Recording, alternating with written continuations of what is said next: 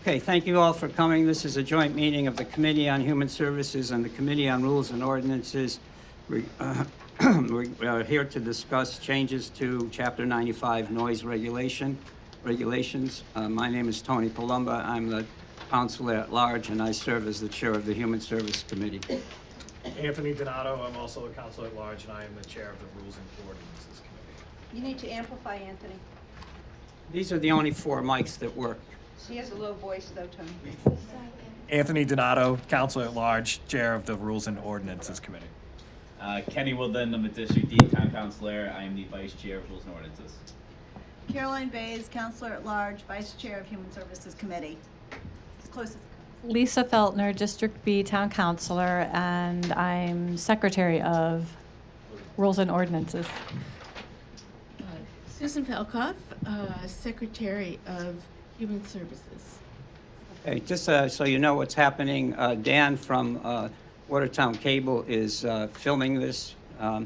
Unfortunately, all of the mics on this side and the mic at the podium is not working, but he is going to record on his phone and then splice us in. Okay? So I wanted to just introduce a few things. And we have one speaker who asked if they could go first because they have some other appointment. But this is how I'd like to conduct the meeting if possible. I'm going to do a recap of the last 3 meetings. The council, this joint committee has met 3 times. I'm just going to briefly review that. Then but first we'll hear from one of the constituents who has to leave, one of the residents who has to leave. Then I'll review this. And then we'll turn it first over to the counselors at the table, up here at the table, and then we'll open it up to the committee, to the residents. I'd like you, if you downloaded anything from the meeting, from our, that was on the announcement. If you have downloaded something, I just want to make 2 changes. If you have downloaded, can you just follow along with me? Under definitions,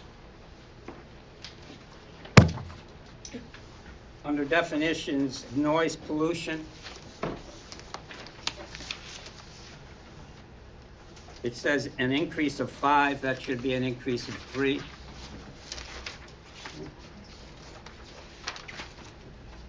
And then the second page, under C, audible devices or activities, you can just eliminate number 4. Now, if you have what you have in front of you, or else you've got this one that says, on the very top, it says updated draft incorporating all decisions, votes of the 3 committee meetings. This is the draft that includes all the changes we made since our meeting in October, up to the last meeting we had in June. So what I'm hoping to do is to use this for the discussion and any amendments the councilors have or anybody else has that you'd like us to discuss. I am very hoping, because it is very difficult to get 6 of us in one place, that it may not be the last meeting, but I'm hoping that the following meeting will be the last meeting, and that we can put this noise ordinance to bed. I do want to take a moment to introduce some of the folks in the audience. At the very back is our Town Council President, Mark Sedaris. I believe sitting next to him, is District Councilor C, Vincent Picciarelli. And then a little further over is the Director of the Health Department, Larry Random. Okay, did I get everything? All right. Yeah. Oh, I'm sorry, and Councilor Devaney, Governor's Counselor Marilyn Devaney. Sorry, I apologize. Okay, so that's what I'm hoping to do, and I'll spend a few minutes speaking, and then we're going to turn it over to the colleagues for any questions, and then we'll turn it over to you. I may even ask that you take a few minutes to read the ordinance, is where we are at this point. And then if you have suggested changes, we can entertain those, and the councilors can entertain them too. I thought we would have the presence of our town attorney, but we have 2 attorneys at the table. So I feel like we're covered. Councilor Donato and Councilor Woodland are attorneys, so we're pretty covered.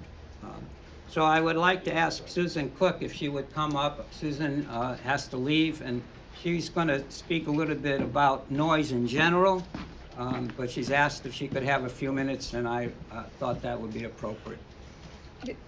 Am I mic'd or are you just recording? Just I recording. should speak louder You than speak, if you could speak Okay. louder, because we can't get these mics over to there, and that mic doesn't work. Okay. So I research stress in cities, and I'm just here as a cheerleader for more quiet, basically. So I have to read it, I'm sorry. It's impossible to cover in a couple of minutes the astounding amount of illness loud noise is causing or is associated with, much of it from sheer stress, the basis for so much mental and physical illness.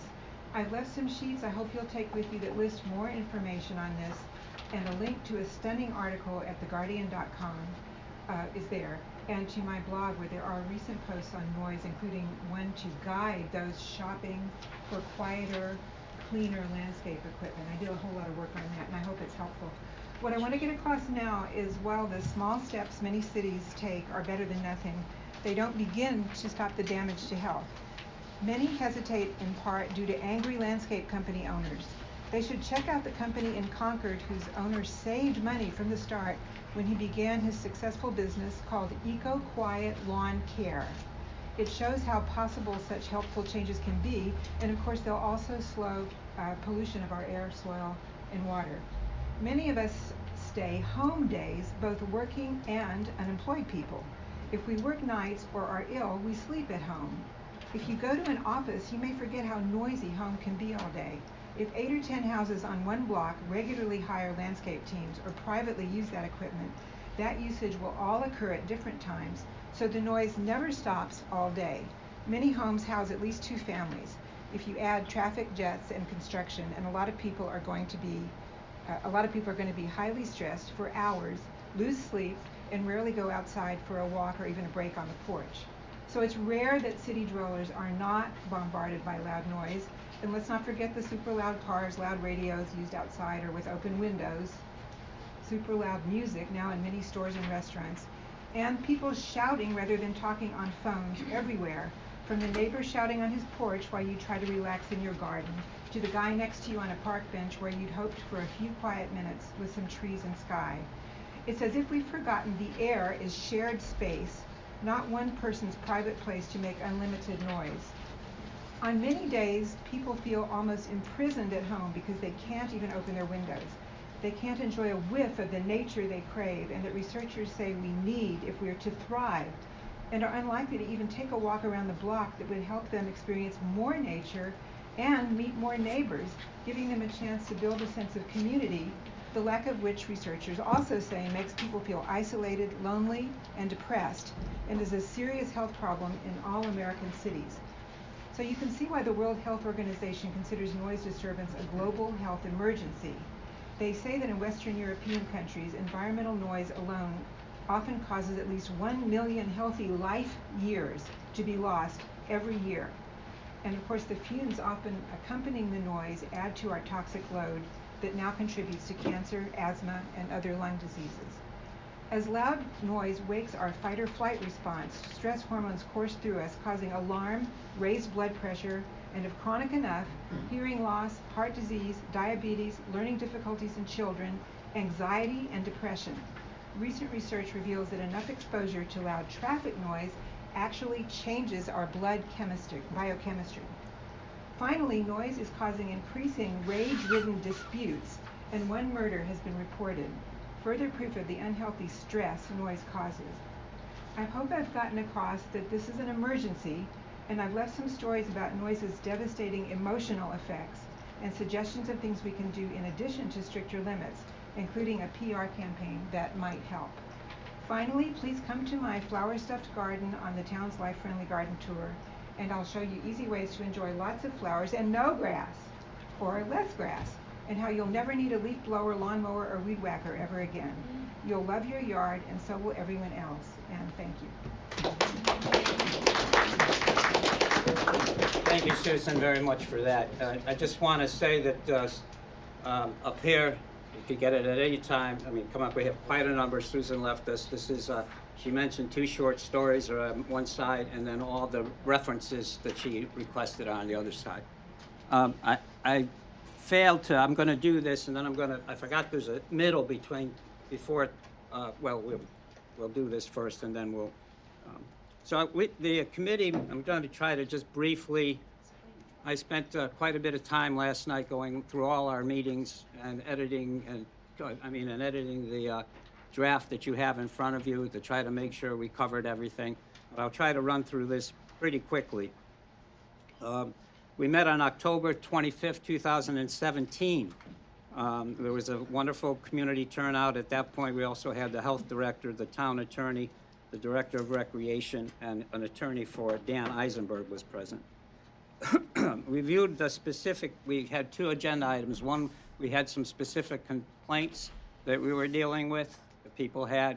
So we reviewed those, and then we immediately jumped into reviewing the 1983 ordinance, Chapter 95, noise regulations. So that ordinance was included in a packet that we received from then Deborah, well, we got it from Mike Driscoll, but it was a packet, went from Deborah Rosati to Michael Driscoll, which included the very original 1983 town ordinance, which was really only 3 pages, and I'll mention a little bit of its shortcomings in a second, but actually it was 3 pages, period, 2.5 pages, I should say, of the ordinance.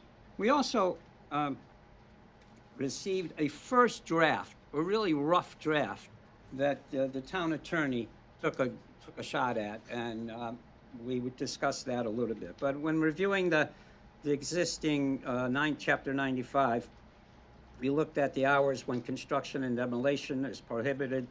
We looked at what the levels of noise is considered noise pollution. We noted the limits of the equipment that the town health department had as the enforcing agency at its disposal. We reviewed Somerville's ordinance, which was quite comprehensive. The committee ended with a consensus that the existing ordinance, Chapter 95 noise regulation, is inadequate, at times contradictory, and generally out of date. We had one action item at that particular meeting, and I want to read it. The Committees on Human Services and Rules and Ordinances asked that the town council request that the town manager instruct the health department, the code enforcement, and other relevant departments in cooperation with the town attorney to update and make comprehensive the Chapter 95 noise regulation. So that was the charge to them.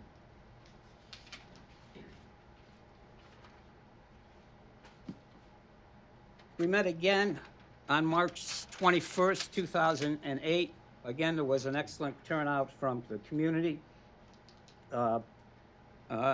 And we had, at that point, in addition, we had Steve Magoon, who was president at that meeting, Vincent Petrelli was president at that meeting, and Captain Ray Dupree from the police department was at the meeting.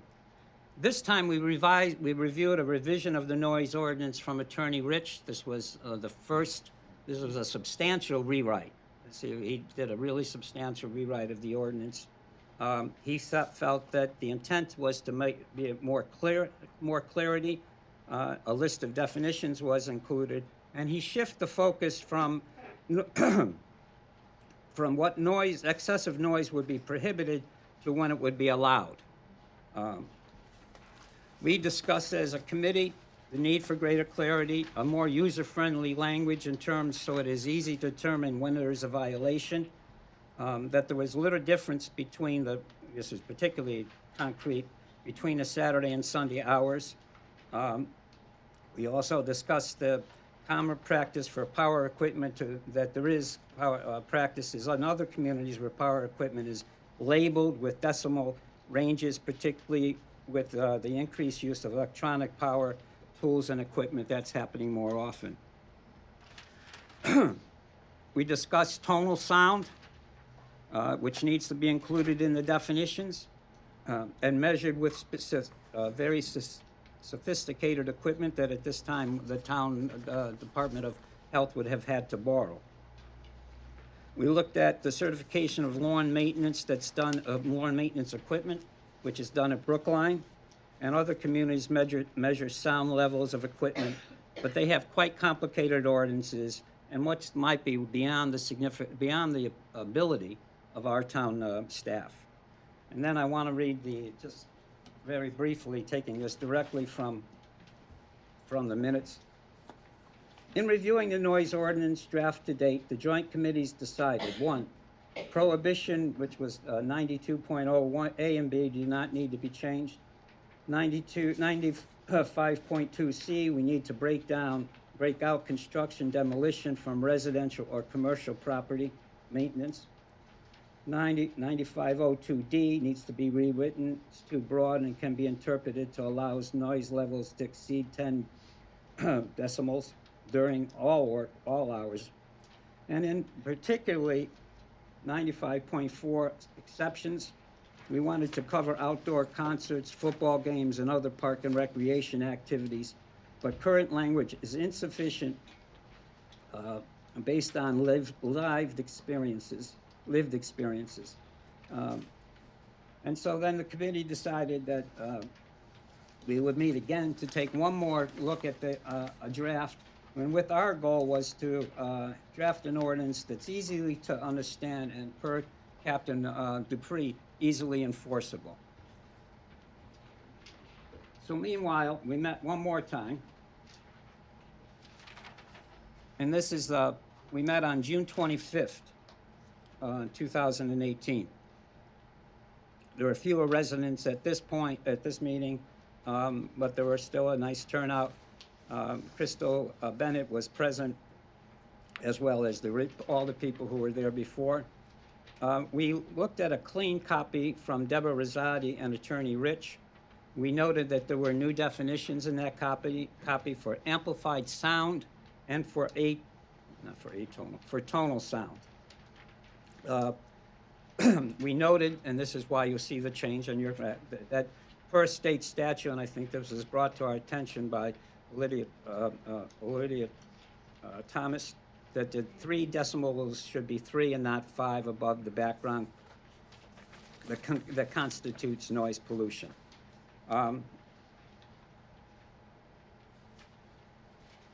It was noted, and this was interesting, and this led to the discussion about absolute sound. It was noted that if we stick to the 10 decibel above background for what is noise pollution, that given the fact that the background background noise in Watertown is increasing because of the amount of construction, the amount of development, then that noise level would continue to grow. So we were looking at relative versus absolute noise levels. And then I'm just going to read, and then I'm going to ask, as soon as we ask the counselors, I'm going to read just a couple of notations directly from the minutes of that meeting, which again was held in June. That was our last full meeting in June 28th. The committee voted unanimously to recommend that the next draft of the ordinance change 5 to 3.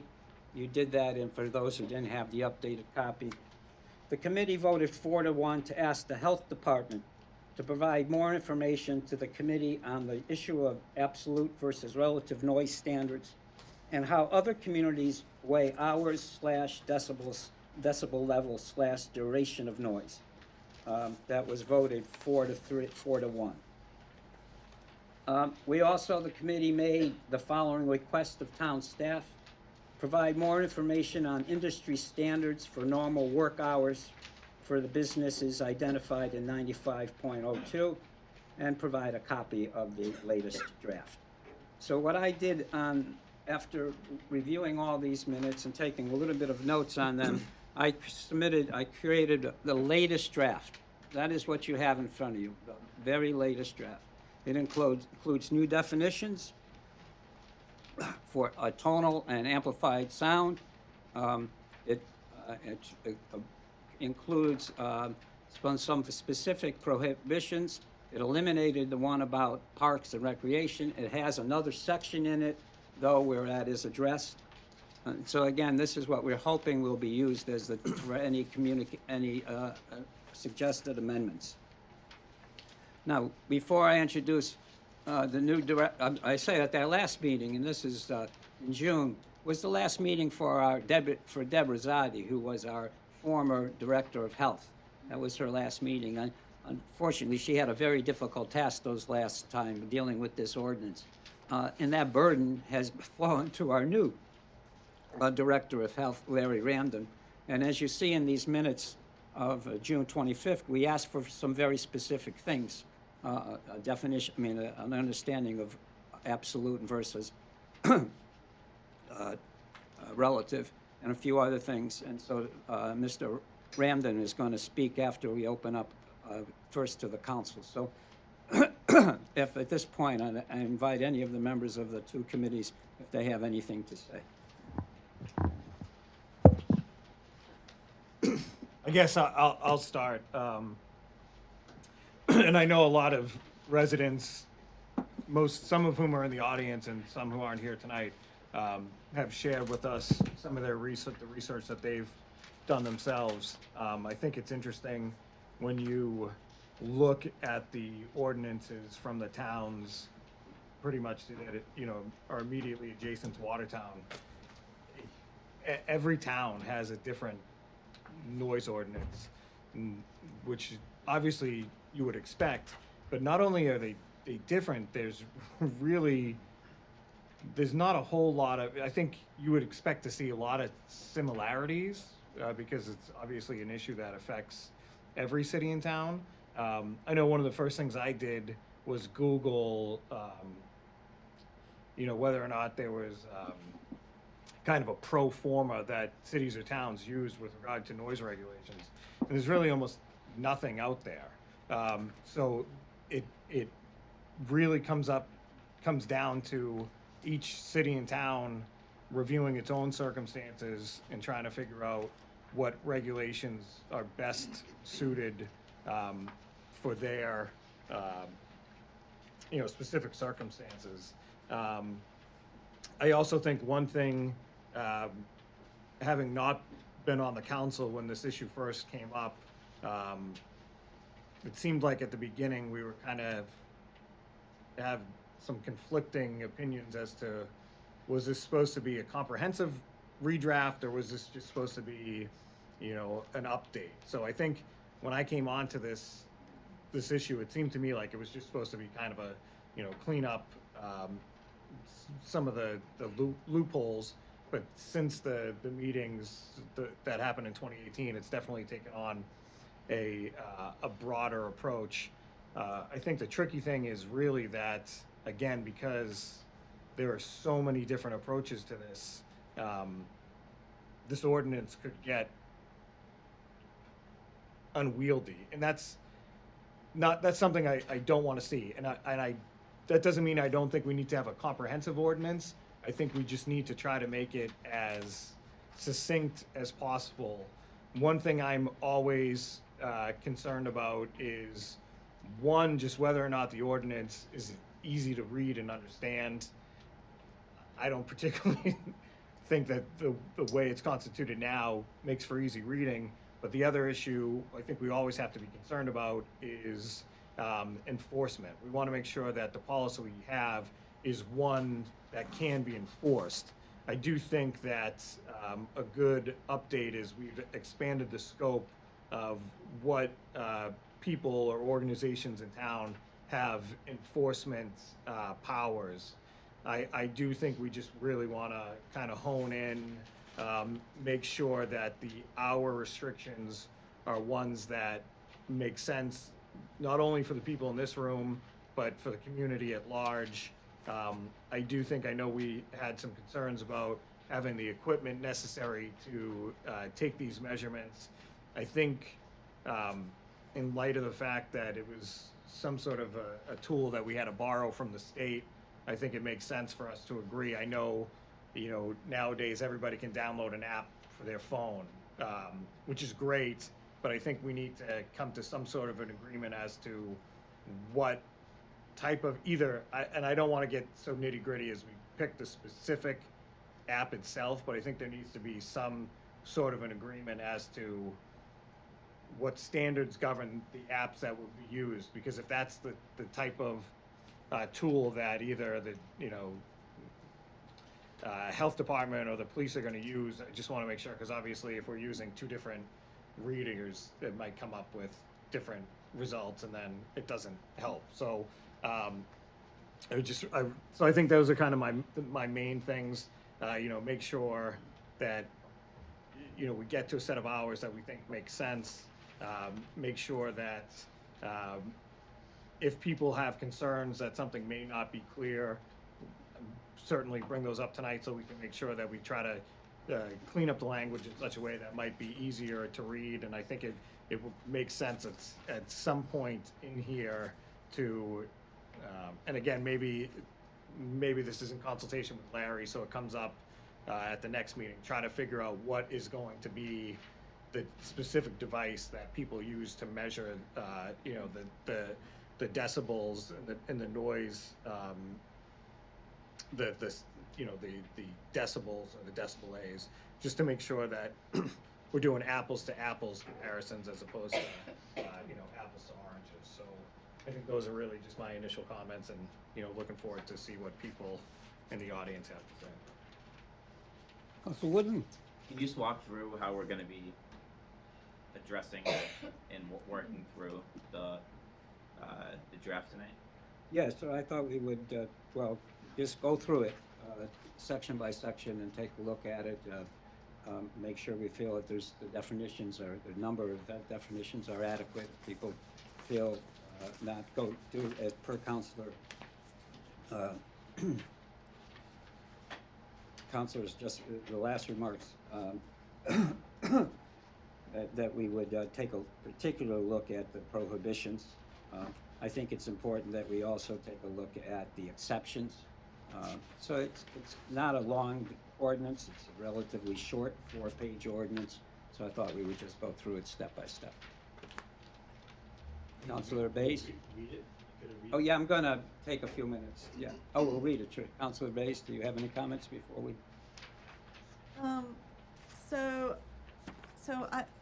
I didn't get to stay at the last meeting. Oh, that's right, you had to leave. I had to leave in the middle.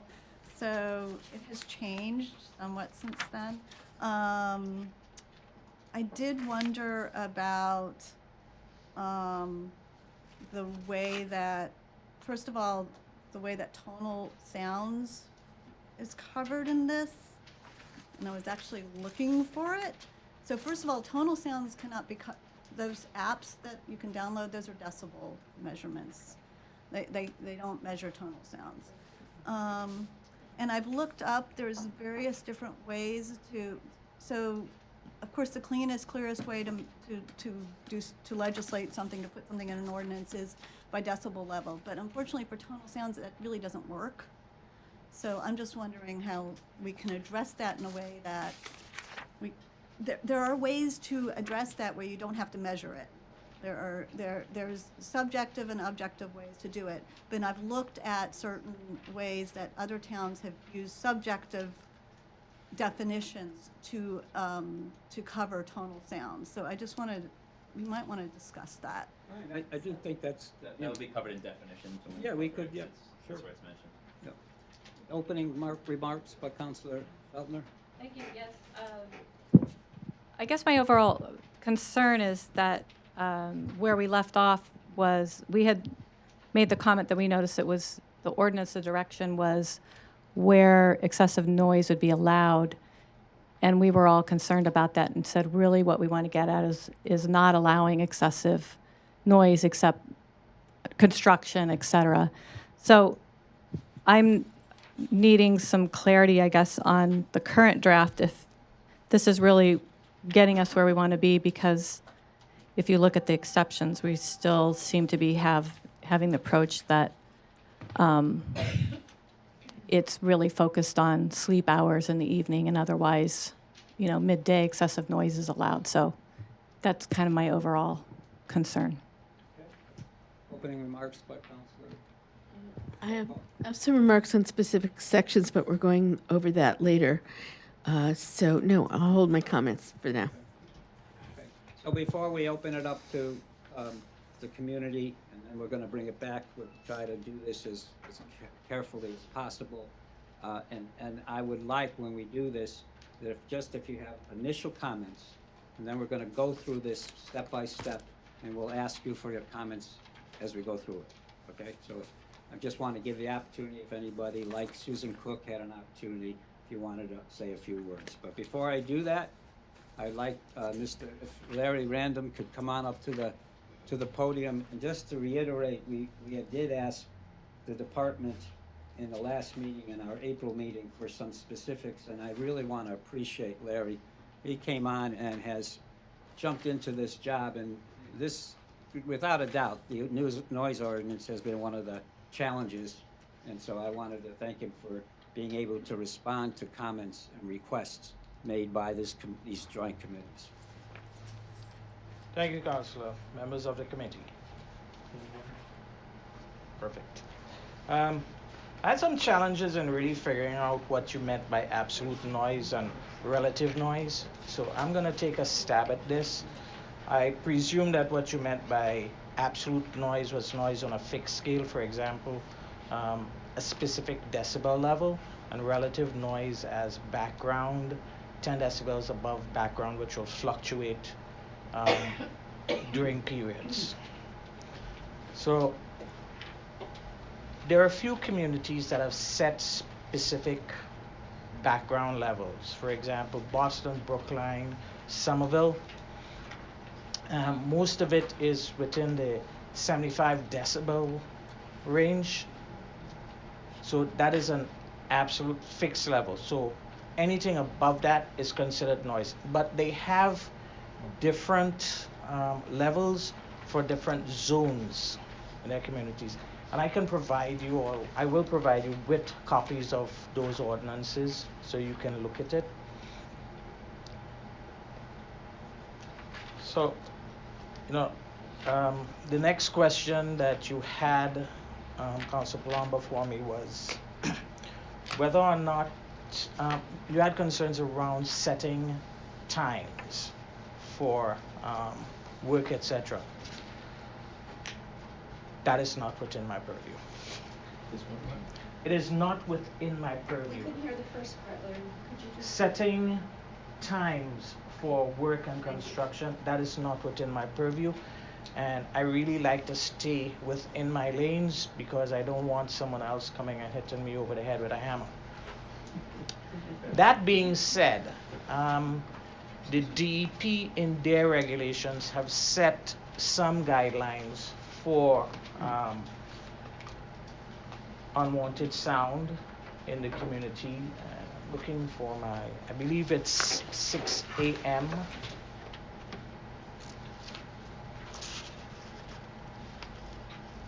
to 9 p.m. I believe that is. Bear with me.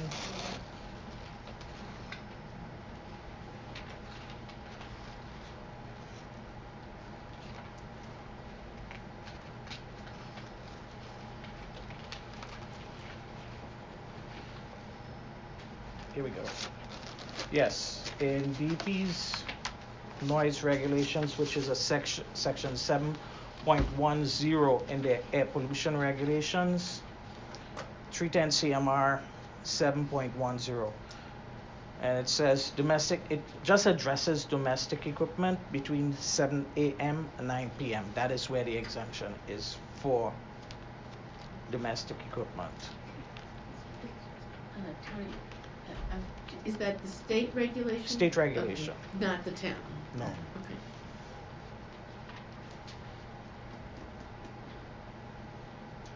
There are departments other than mine that set these Does anybody have hours. any questions for Mr. Lander? Oh, that's from the it. committee? Council? Well, so again, just what you're providing us is that you've noticed other towns have set an absolute Yes. standard of 75, but they, almost like zoning districts, are saying that there are certain zones for certain levels you could adjust, whether it's, I'm just guessing, residential, industrial. Is it tied at all, do you know, to the zoning and the Yes, use it of? is. It's based absolutely on zoning. So you would have one level for your residential districts, which are usually lower, and districts which are defined as commercial, residential, mixed use, and then you have business districts or commercial districts with another level. Of course, all of it is time related too. Could you do that again, residential? Go ahead. So you have residential, Yeah. then you have residential commercial, which is usually what is now defined as your mixed use districts, Yeah. and then your business, and then commercial. Business and then commercial. Okay.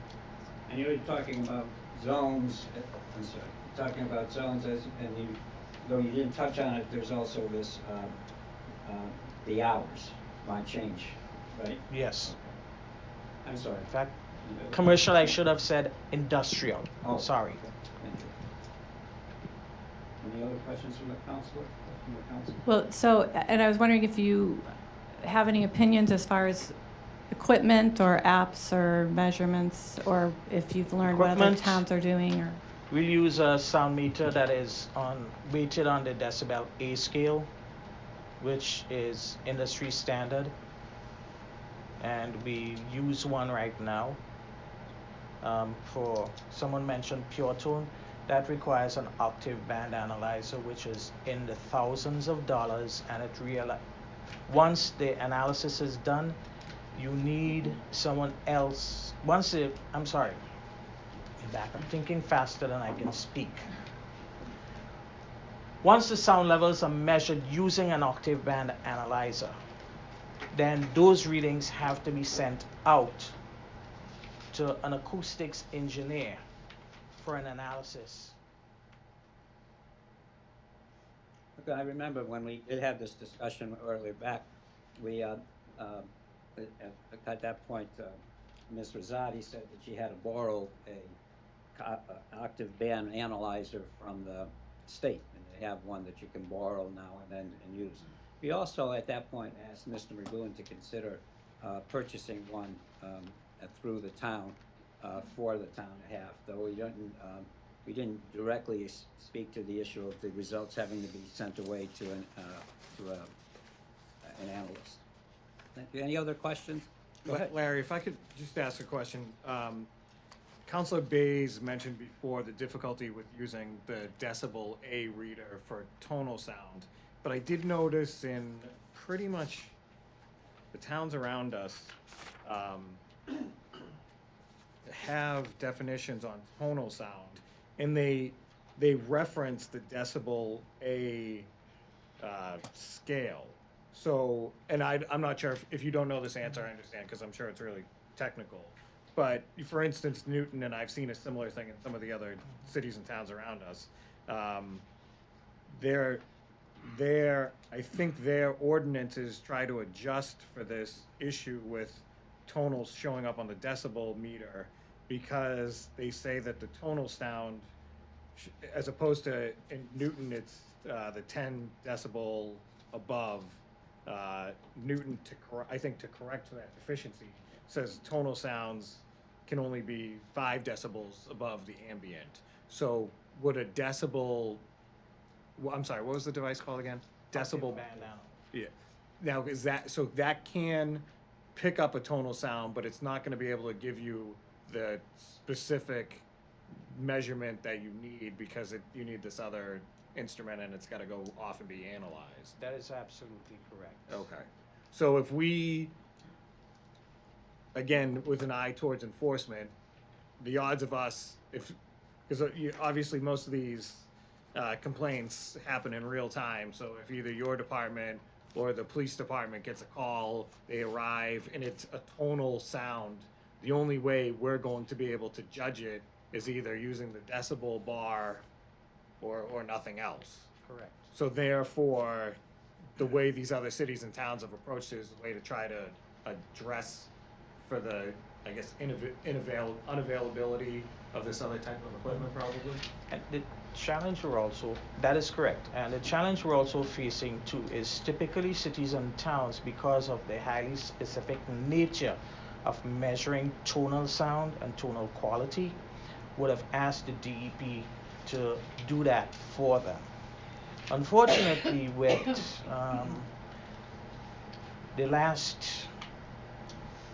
within the last few years, the governor had offered early retirement to a lot of people who worked in state government. And many of the people who had the skill sets at the DEP have since left, and they're looking to rebuild that department, especially around sound. I've reached out to them on a couple of occasions, and the thing is, we will lend you a meter, but we can't do anything about it because we don't have the skill sets, and they are building those skill sets now. I will probably have to go to one of our universities that has an electrical engineering department and speak to one of the professors in the electrical engineering department to talk about acoustics and do the analysis if we do this, and I don't know what that is going to cost us. You say that, well, I understand Councilor Donato's issue that tonal sound may be specific to a specific situation. There is the possibility that a tonal sound is continuous. Is that true? Could be.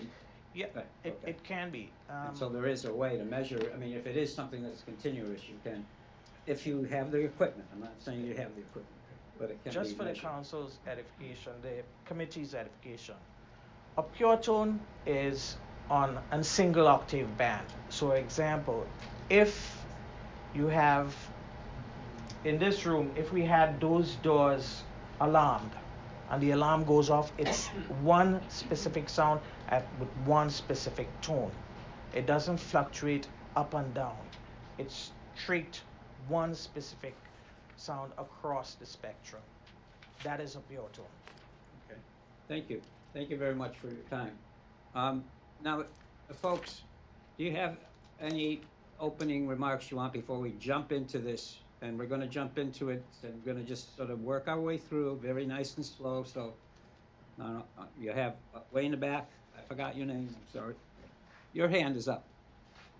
Thank you very much. Can you identify yourself, please? Yeah, Dick O'Connor, That's right. 81 Channing, 81 Channing Road. I'm sorry, I don't have the draft in front of me. Is the Recreation Department still requesting a waiver, an exception? No, we took, they are under exceptions, but it's been rewritten. Because if they are, I want to oppose that. I want to speak in opposition to that. Okay. Um, Okay, we'll come back to that. Should I Okay. do that now or No, later? we'll wait until we get to that point. It's in the section called exceptions, so. Yeah. These are opening remarks. Yes, ma'am. I just wondered a couple of questions of tonal and these other things, like if there were things that we're dealing with, like use of a subwoofer all hours in a residential setting, different things like how do we know that that item is tonal or it's this or that? Like, it's hard to follow. I think to know that what we're talking if you about. see, and granted, I understand the words on the page don't adequately describe what you might be hearing, but we do try to define tonal sound, any sound judged by a listener to have the characteristics of a pure tone, whine, hum, or buzz. So if that was continuous, that would be a tonal sound. And I think to Mr. Ramden's point, it's a noise that there doesn't seem to be much fluctuation. It's at a certain pitch, and it maintains that. And what if it, That does. Yeah. Subwoofer wouldn't be Where it's- measurable. It wouldn't be measurable by it's not this. really measurable. So, Okay, we'll come to it. so they're different. And Director Larry mentioned, I think, DP, and I was just wondering what that was. Department of Environmental Protection. It's the State Department of Environmental Protection that drafted the state ordinance around noise. And that's incorporated in this. We try to make sure that we abide by whatever the state is. Yes. Okay. First Elodia and then Daniel. Sorry, could you just tell us your name again? We didn't get your name. Mine, Diane. Do you want my last name too? Yes. For the record, thanks. Appel, A-P-P-E-L. Thanks a lot. Thank you. Elodia? Thanks, Tony. I want to appreciate what Larry said. I think we need a chart, and we keep talking about the quantitative issues and versus qualitative issues, and the generalities are all qualitative issues. It's Dan's opinion versus my opinion versus Diane's versus yours. but a chart gives you decibel levels. The World Health Organization has a decibel level chart. Boston, Somerville, Cambridge all have decibel level charts. We have zones in this town. We can determine decibel levels for residential industrial, for our commercial zones, and at high, 75 would be extremely high. 75 gets into the area where construction is going on, but not normal everyday sound. I will give you charts for every single town, but we keep going over this and we still don't have any defined quantitative chart in this noise ordinance, and I think it's critical. So we define areas, we've defined hours, we need to determine the decibel levels. We need to do we want to talk about duration of noise? Because we know neighbors over on Salisbury Road were subjected to endless backhoe bashing of rock day in and day out for over 2 weeks. I think that would certainly have something to do with some noise regulation. We've defined exceptions. Some people put in special hours where construction is going on, but they too have decibel hours for equipment.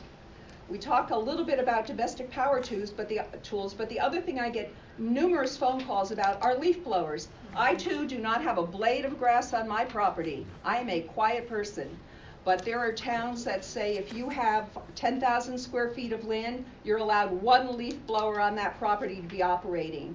There are equipment standards that are there that are softer and quieter. But when you're sitting on your porch and you have an outfit come in with 3 leaf blowers going on a 7,000 square foot of property, it's deafening. And when they circulate yard to yard over your entire Saturday, it is deafening. Now, some people say we shouldn't address that. I'm just putting it out there as an issue. I too want to object to this new thing that was written in for the Parks and Recreation, because we stopped before we got here. So I don't know who wrote this, Tony. Okay. And at the last meeting, I just want to point out, Councilor Picciarelli, our vice president, said we need to define special events and permitting. There's something about permitting that should be defined as special events, and then there's everyday activity, and we haven't gotten there yet, so I just want to speak to that. But I'm happy to give you numerous charts. Actually, you gave us a chart. I'm trying to, I was just looking at what meeting it was. You gave us a chart that listed, it was quite interesting. It listed down what is from 0 to 75, or 0 to 100, and it showed what items fall within that chart. Yes, I'm talking about by region. That's okay at this point. We're going to. Right, but critical. We need a chart. Sure. We need Go ahead. You want to say something? quantitative measurement. Okay. Can't keep going on subjective opinion. Elodia, do you mind if I ask you a question just because it's Sure, go based on ahead. your comment? Not that I can answer it. Well, I guess the question I have, in a town as small as ours, do you think we should just have one standard, or do you think we should divide it by districts? Because I don't see like the difference really between the industrial and the residential in Watertown. So I don't know if it makes, do we need, and again, I'm trying to think about making it comprehensive, but making it as simple as possible. But I think So is it, can be simple, Anthony. There's going to be a different level of noise, let's say on Arsenal Street, where we have a lot of residences going on, we have major traffic volume, and then we have a lot of shops coming in and activity. We have a hotel coming in, so that's going to be a different noise standard, whether you want to call it the ARMA district for the level, but that's going to be different than Main Street. It's going to be different than Victory Field. I mean, I know how to address Victory Field. I've got the solution. I think we should implement it, of course, because I've gone to all these different towns. But yes, I think there are different standards for different So- areas of town. I'm sorry, can I ask, because I'm now Not- confused. Okay, hang on a second. I literally just want to understand. Okay. We're talking about, we have this the relative measure, which is pretty clear. Absolutely. 3 decibels and That's for and total. 10. This is, we're talking about the total. And is it clear that the absolute? We're talking right now, the charts that she's referring to, and we have one here that she distributed, has to do with the absolute, okay? And it So starts, is it clear we need an absolute? that's the level? part of the discussion. Oh, okay. So for example, Steve, in a Okay. residential area, if I could just make an example here. In daytime, the absolute would be 55 decibels, and nighttime would be 45. That would be the absolute, which fits into the World Health Standards, World Health Organization standards, with the idea that in the summer, if you want your windows open, 45, you could still have 30 in your home. These are real things for people. Okay, I understand, and we do have a chart that, I'll just give you an example. It starts at 0 with Now, this, you're looking at a different chart, Tony. look, You're confused I'm with looking that. at the noise level chart. Yes, that's a noise level. Right. And this goes up to, it has the 75, it goes up to 180. Could you tell us what ordinance you're referencing? I'm looking at Hartford, I'm looking at Boston, I'm looking at Cambridge, I have them all in my hand, I have Belmonts, I can give them to you all. Okay, I don't want to hang on a second. interject too much, but just for the purposes of procedure, Yeah. of course, the ordinance as we look at it tonight does not include a chart. Such an addition would dramatically change how this would be written and what the considerations we'd have as a committee. So procedurally, I think we need to make 2 votes and decide which way to move forward as a dual committee here. The first vote would be whether or not to move forward with such a chart. And if that vote was yes, we'd ask the administration to say, hey, break us down into districts and see what makes sense. We'll come back to another meeting and talk about what you presented to us. The second vote would be to the effect of whether or not we should have absolute or not have absolute, because that again will dramatically affect us. I don't want to see a situation where we're talking loosely about 2 different ways to move forward. We should take a vote as a committee and then move forward accordingly. Hey, can you hold those 2 to remember? Yeah. We'll come back to that. Can hold this. I just want to make a comment about the noise level chart that I have. Well, why not? This has got a column that's got DBA. You're just Okay. talking about different charts.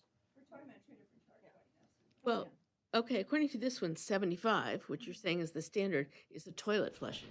It's a vacuum cleaner.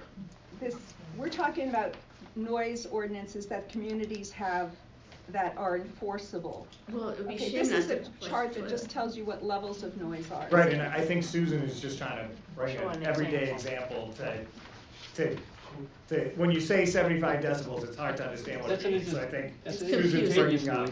It's instant and it's short. But imagine it going on and on and on. That's why one of the questions I had is, do we talk about duration of noise? Some towns have duration of noise for 10 minutes, of 2 hours, or longer than that. I can give you another chart that can Okay. tell you how we don't- duration of Okay, noise okay. can affect you. I didn't get that complex. Okay, hang on. I'm gonna hear from Dan, and then we're gonna start going through the ordinance. Yeah, I'm Dan Eisenberg at Arsenal Court. I'm partly to blame for the noise ordinance being looked at in detail. I want to make a few comments because I won't be able to stay till the end. So I've looked in detail at Belmont, Waltham, Newton, and I did also Somerville, but it's a little bit more complex. And sort of compared to this ordinance, just 4 comments. One is every town except Watertown, every ordinance except ours, restricts yard equipment specifically, and specifically refers to leaf blowers. It's a fact. Varies in how they do it. Number 1. Number 2, every town except for our ordinance has both absolute and relative. They do it in different ways. Number 3, they define how you measure, where you measure the noise from differently, whether it's from the residents, the offended, or the offending party. We're looking from the offended, not from the offending, so to speak. And then sort of finally, I'm keeping it simple, and this I think is the most important one. Every other town has the police department, the enforcing agency, and we're the only town that has the health department. I've talked with Larry about this. It's just not practical to ask the Department of Health to come at 6 o'clock in the morning and measure a violation. So everything we're talking about here is a little bit hypothetical because the police department simply won't, they don't have the training, the equipment, or the motivation to come out at 6 in the morning and take measurements of noise. So Tony, I appreciate your desire to get this taken care of quickly, but I really think there's some significant changes. I personally would like, I love Watertown, lived here 10 years.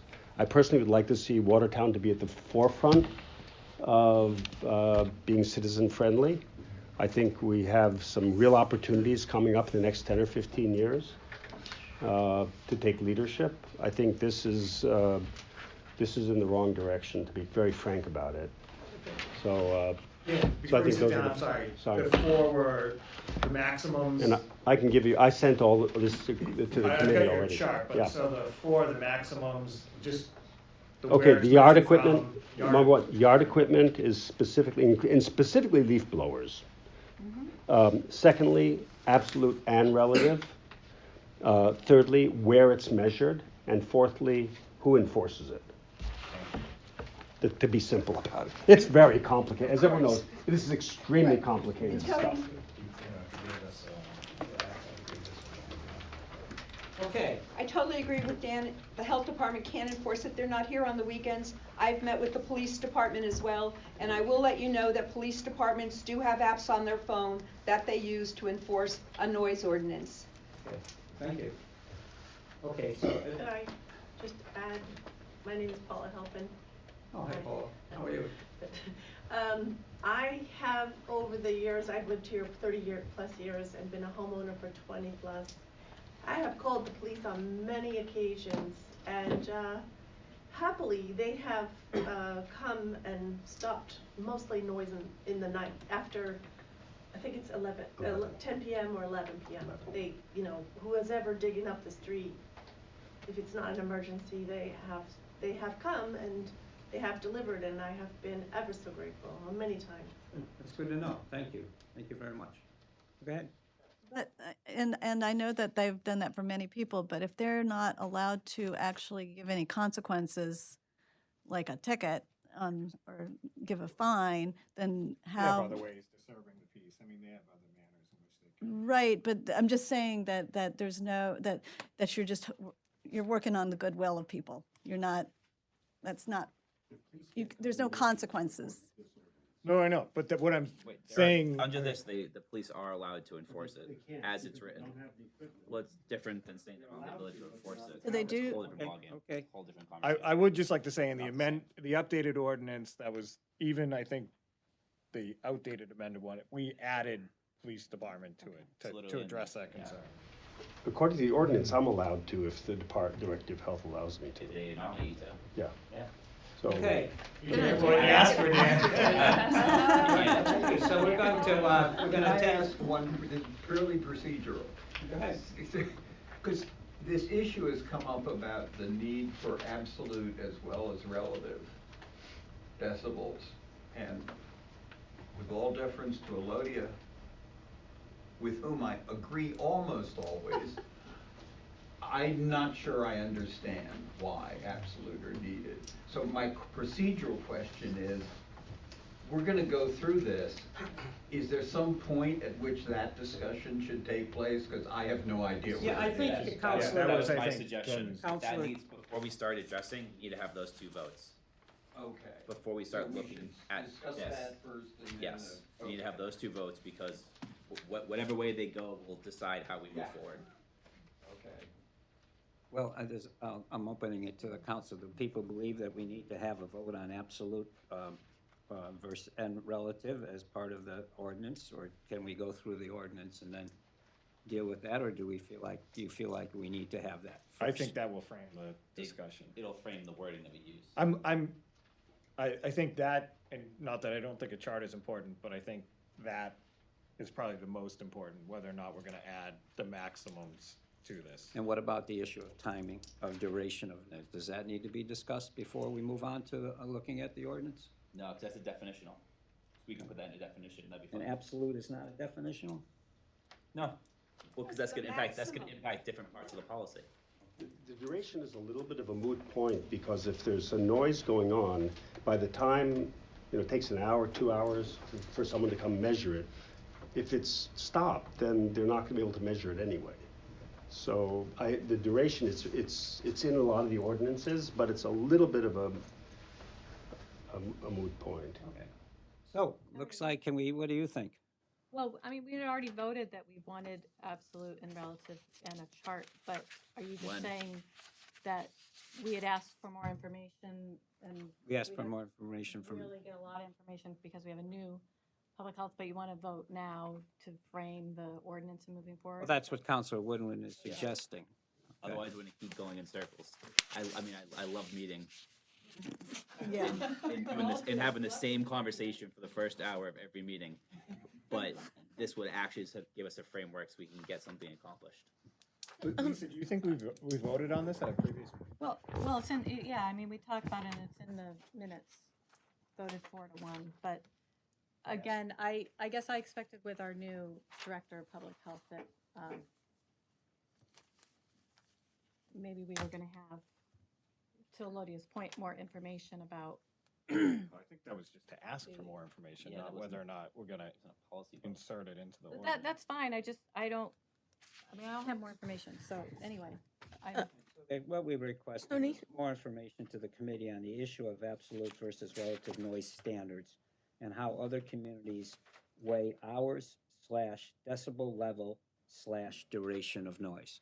Now, I don't think we got a full review. We got what we could, Larry was able to get together in the short period of time. It's not a lot of information, but we have some.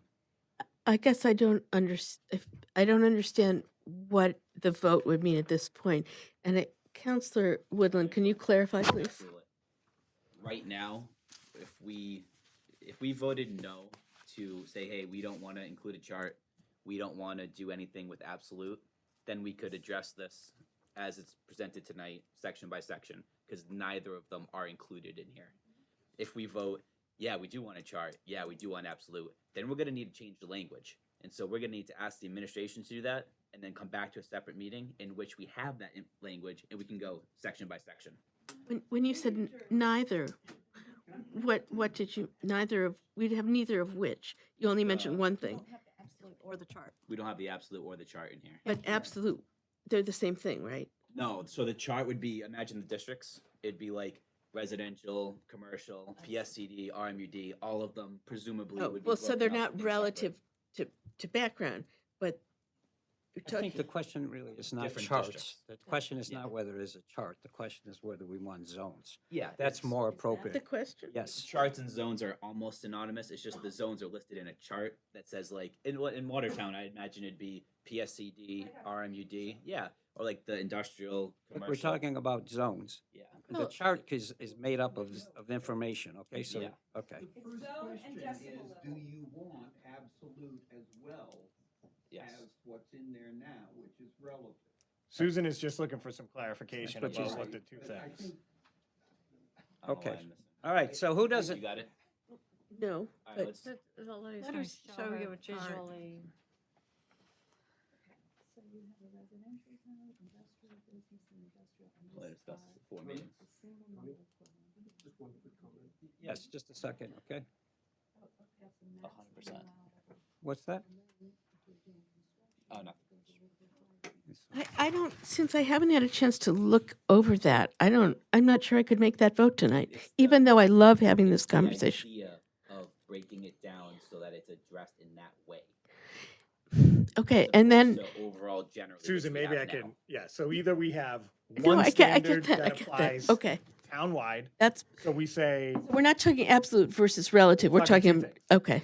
the first That's is what- absolute versus relative, so we need to have a vote on that. And then the second, Second is, do we one have absolute or many one absolutes? standard across town that applies to residential, industrial, commercial, or do we further define it so that supposedly it better reflects the district in which the noise is being generated? Let me give you an it's not example. absolute versus. That's No. the first vote. Everybody who he's talking about has both.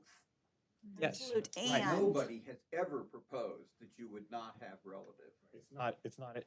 It's absolute It's not and. versus. No, It's- it's And. adding, It's adding, right. in addition. So if you looked at, what is the absolute background, absolute noise up on Common Street and Bellevue versus what would be the absolute noise down in Coolidge, on Coolidge Hill? Right? So we're talking about different levels of noise, of absolute. Okay, We're good. we're good for now, for the moment. Yeah, Disregarding the zone issue for a second, the importance of the absolute there's a few things, but one of the importance is it's a lot easier to measure absolute than relative. Because to do relative, you have to do 2 measurements, you have to wait around till the noise stops, and then take another sampling of noise for the ambient So noise. that's why people do So this. that's one of the reasons. And the second, it really matters. If someone's talking to you at 75 decibels and Tony starts yelling at you at 80 decibels, that's only 5 decibel difference, but you're still going to hear 80 decibels of noise. And so the absolute, it matters. It matters by OSHA standards. It matters by the World Health Organization standards. The absolute value does actually affect your health. I'm not saying it's 55 or 75. It's complicated. But that's why I think absolute is essential. I thank you. And it's not me either over or, my it's both. first hurdle, but thank you. Larry, do you have anything to add on this? Well, we should start one of the conversations. Okay, just a half a second. Do you have anything to add on to this discussion of absolute? No. Okay, thank you. All right. Whatever decide, I have to enforce it. Thank you.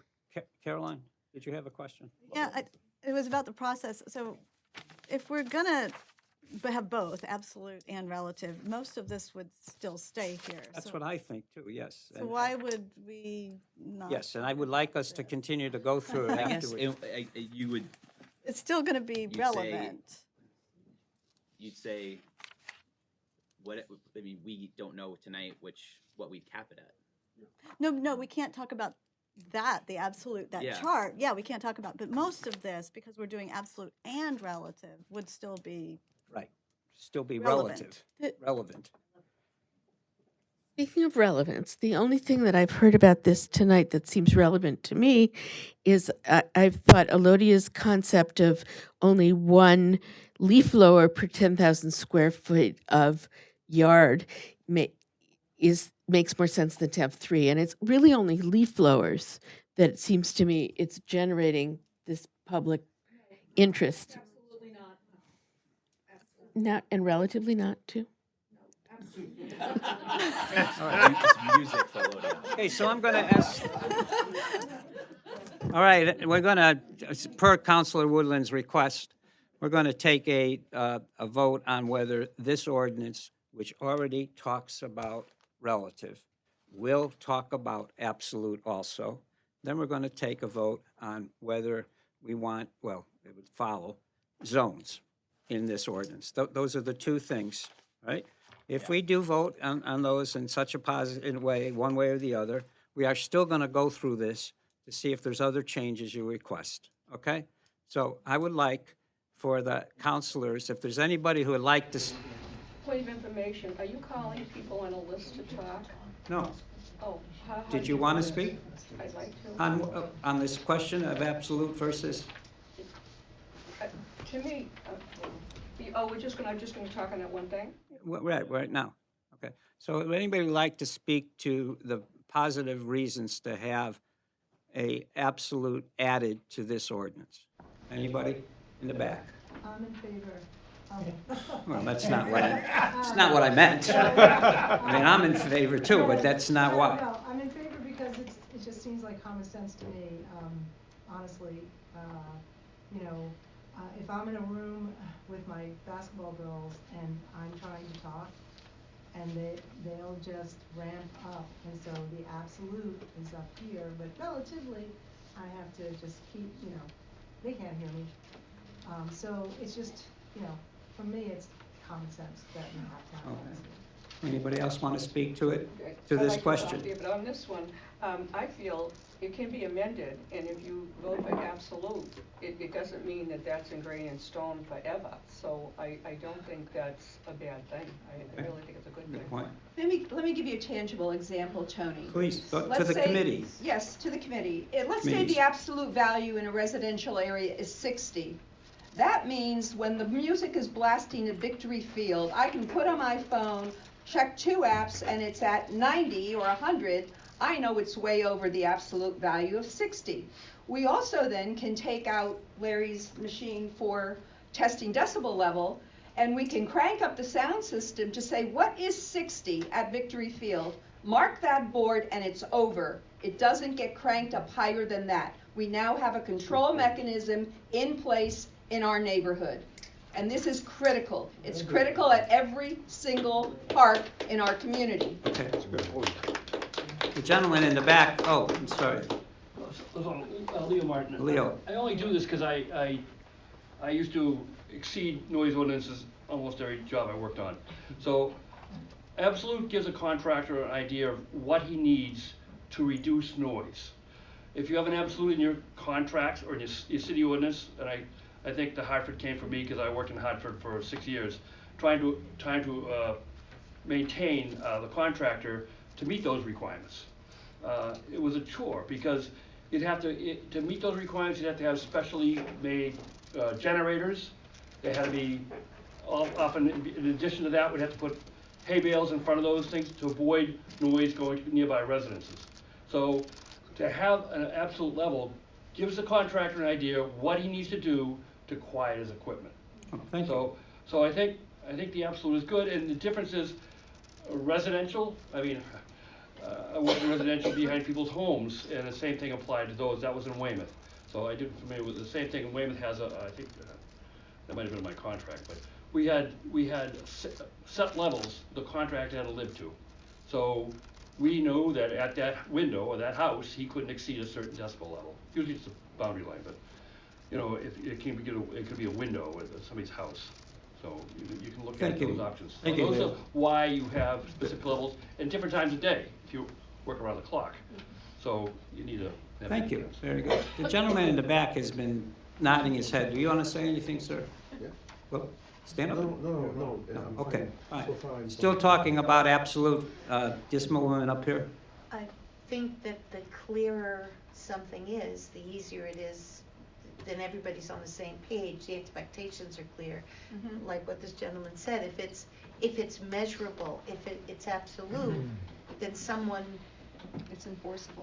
it's enforceable, it's measurable, and also, if you're the offending party, you know what's being expected of you, and hopefully you can comply. Because if it's so subjective and vague, and you just got a mishmash. So, I'm sorry to be dense here, but is the subjective and vague would be the relative measure? No, we're still doing relative. This is absolute. Okay. It cannot go higher than this level, period, end of story. That's what absolute means. So I think, well, what I would like to say, if this is the right time to say it is, I am somebody who lives in the T-zone, which is the combination residential commercial. Yeah. And I would like to say that when you're in your house or on your porch, you're trying to enjoy, the quiet of a summer evening, it's the same as if you live up on Bellevue Avenue. I'm saying that my enjoyment, and so many of the people now in Watertown live in this T-zone, which is called Arsenal Street. I mean, and that area. And I'm saying that we would like the same consideration in terms of noise level. That's really what I'm trying to say. Thank you, Paul. Okay. Councilor Petrella. Is it you, right? It is I, thank you. What's the gentleman in the rear? So just, this discussion about absolute versus. Not versus. And. Yes. We just people need to understand that it's, we're talking about absolute, but the exceptions are really the key part of this. You have that whole paragraph C about the exceptions.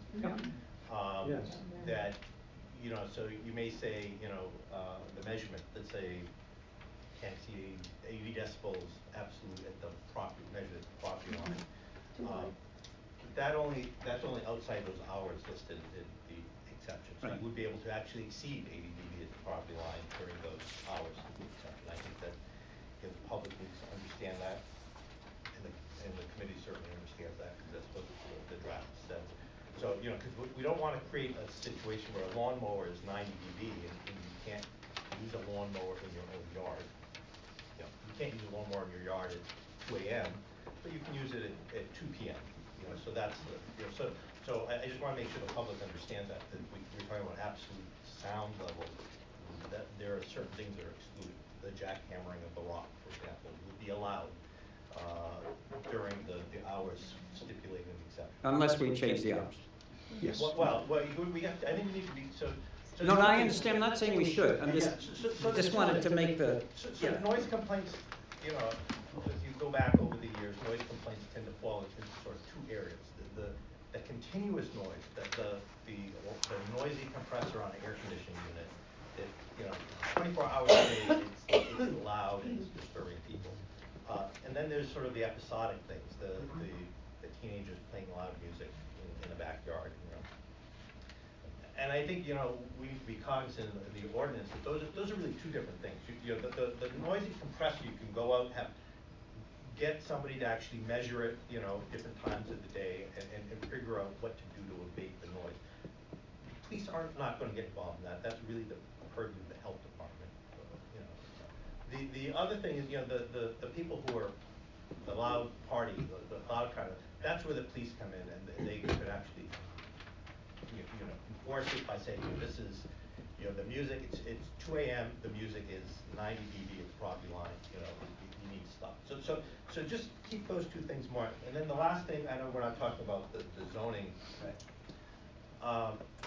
is one of the, yeah, there's the very first complaint with how this whole started is somebody who's in the industrial zone on Arsenal Street. So we have to be careful, because over the years, we've allowed housing, mixed use in the industrial zone.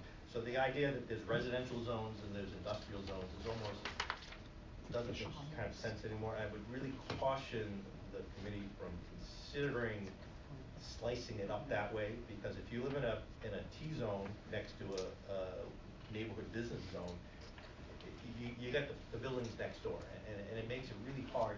Watertown is so small, I don't think we can actually slice it up So, that way. okay, so you just made the question on. That's for the next. I'm just asking. Thank you. Consider that. That's good, because you just moved us from one to the other. But before we move officially to the other, did you want to say something, Marcia? I did want to say something quick. On the absolute here, on this question?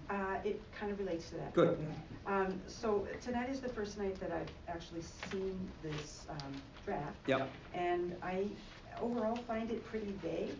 And so I am definitely for absolute.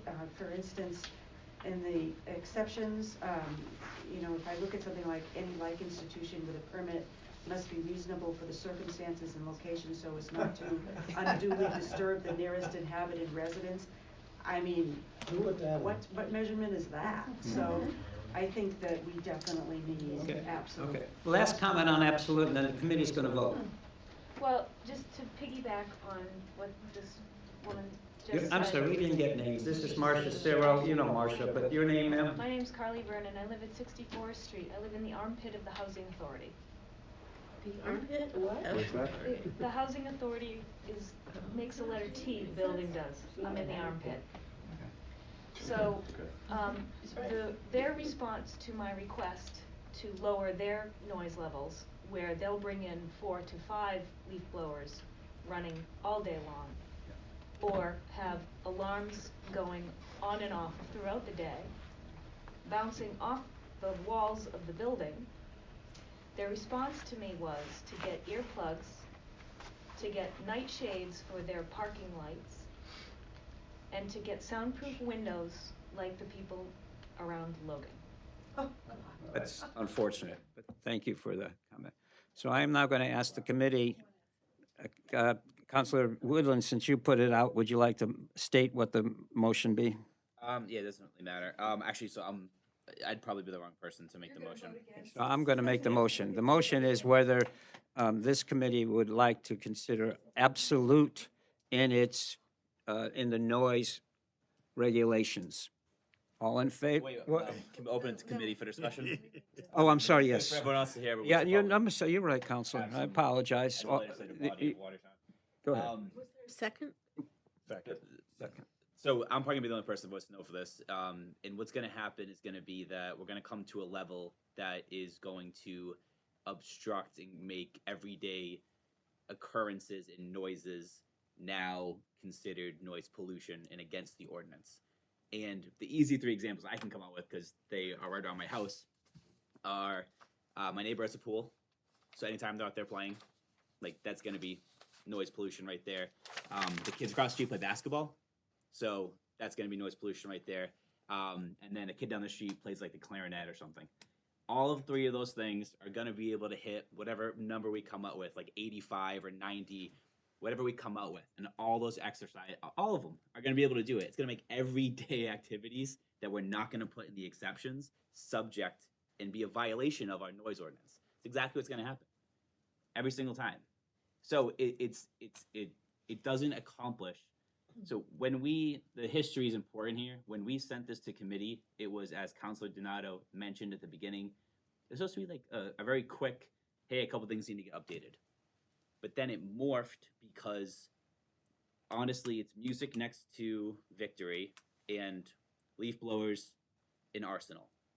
And that's the two reasons why this whole thing morphed. And neither of those two things, those are both exceptions in this. So we're doing this big change for two reasons that won't actually be changed by this. So it's interesting. It's irrelevant to the reason why we're actually doing it. But again, I'm the only person that votes against this, but it needs to be stated that. Other councilors who want to speak on this issue? Councilor Feldman? Thank you. I'm actually happy we're updating our new noise ordinance. I feel it's long overdue and out of date, and it sounds like perhaps the examples you give don't relate to the duration, which is what a lot of people are talking about, the duration of high levels of noise. And I would say we had more than two examples, including tonal noise and several other examples in my neighborhood. So I'm glad we're here meeting. I agree it's difficult. I'm willing to work on this as much as we can. I'm not trying to delay it for sure. But it's been, I don't know, over 10 years or something since it's been updated. So I'm all for us deliberating and hearing from the public and using the best ideas possible, because we're just growing as a town, and I think it needs to be addressed. Just two things, kind of, I guess, taking a cue from Councilor Picciarelli. If we move forward with the maximums, we're just going to have to pay really close attention to the exclusions.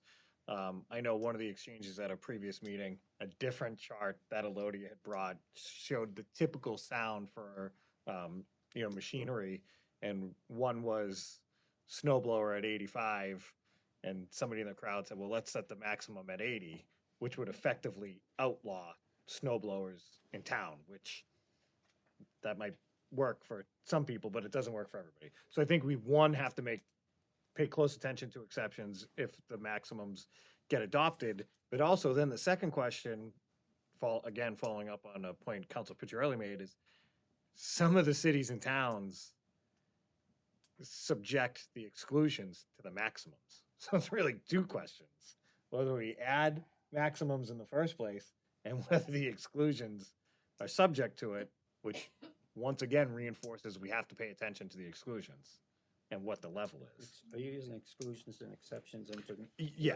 I mean, and I'll go with, and I'll just, because I mentioned it before, I'll go with the snow blowers. Clarification is, if we set an absolute standard, doesn't it only apply after the hours we've set? Oh. Depends on how we do this. No. Depends on how you set those. Well, that, again, that's, Depends on how you set it. so that's, Watertown's gonna become like the movie A Quiet Place. so like what Vinny was saying is right now the ordinance says, That was a good one. for people in the audience, if we look at page 2, so it says,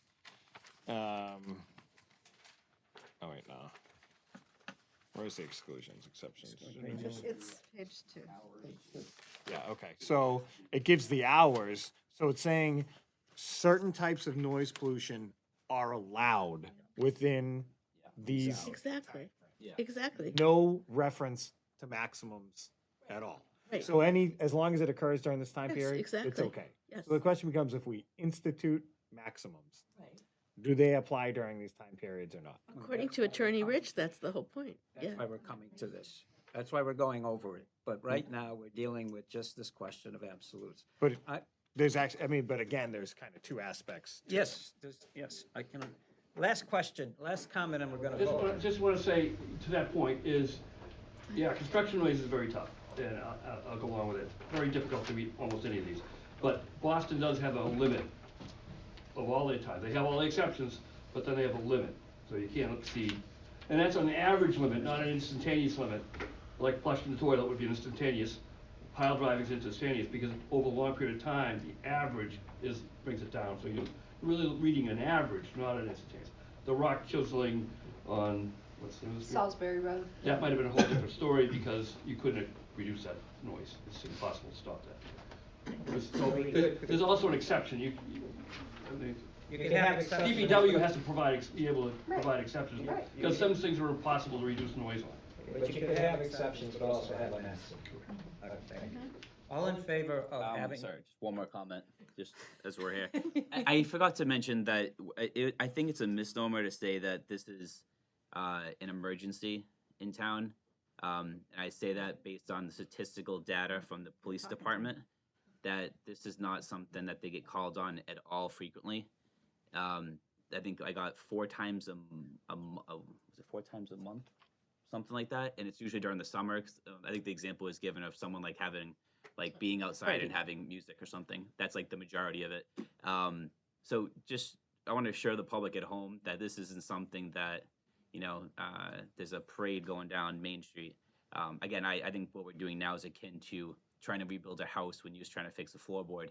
But it is probably important to mention that statistically we don't have report upon report upon report of noise ordinance complaints. Yeah, We just don't have it. 4 to 6 times per week was the Yeah. police department. Okay, no, sorry, man.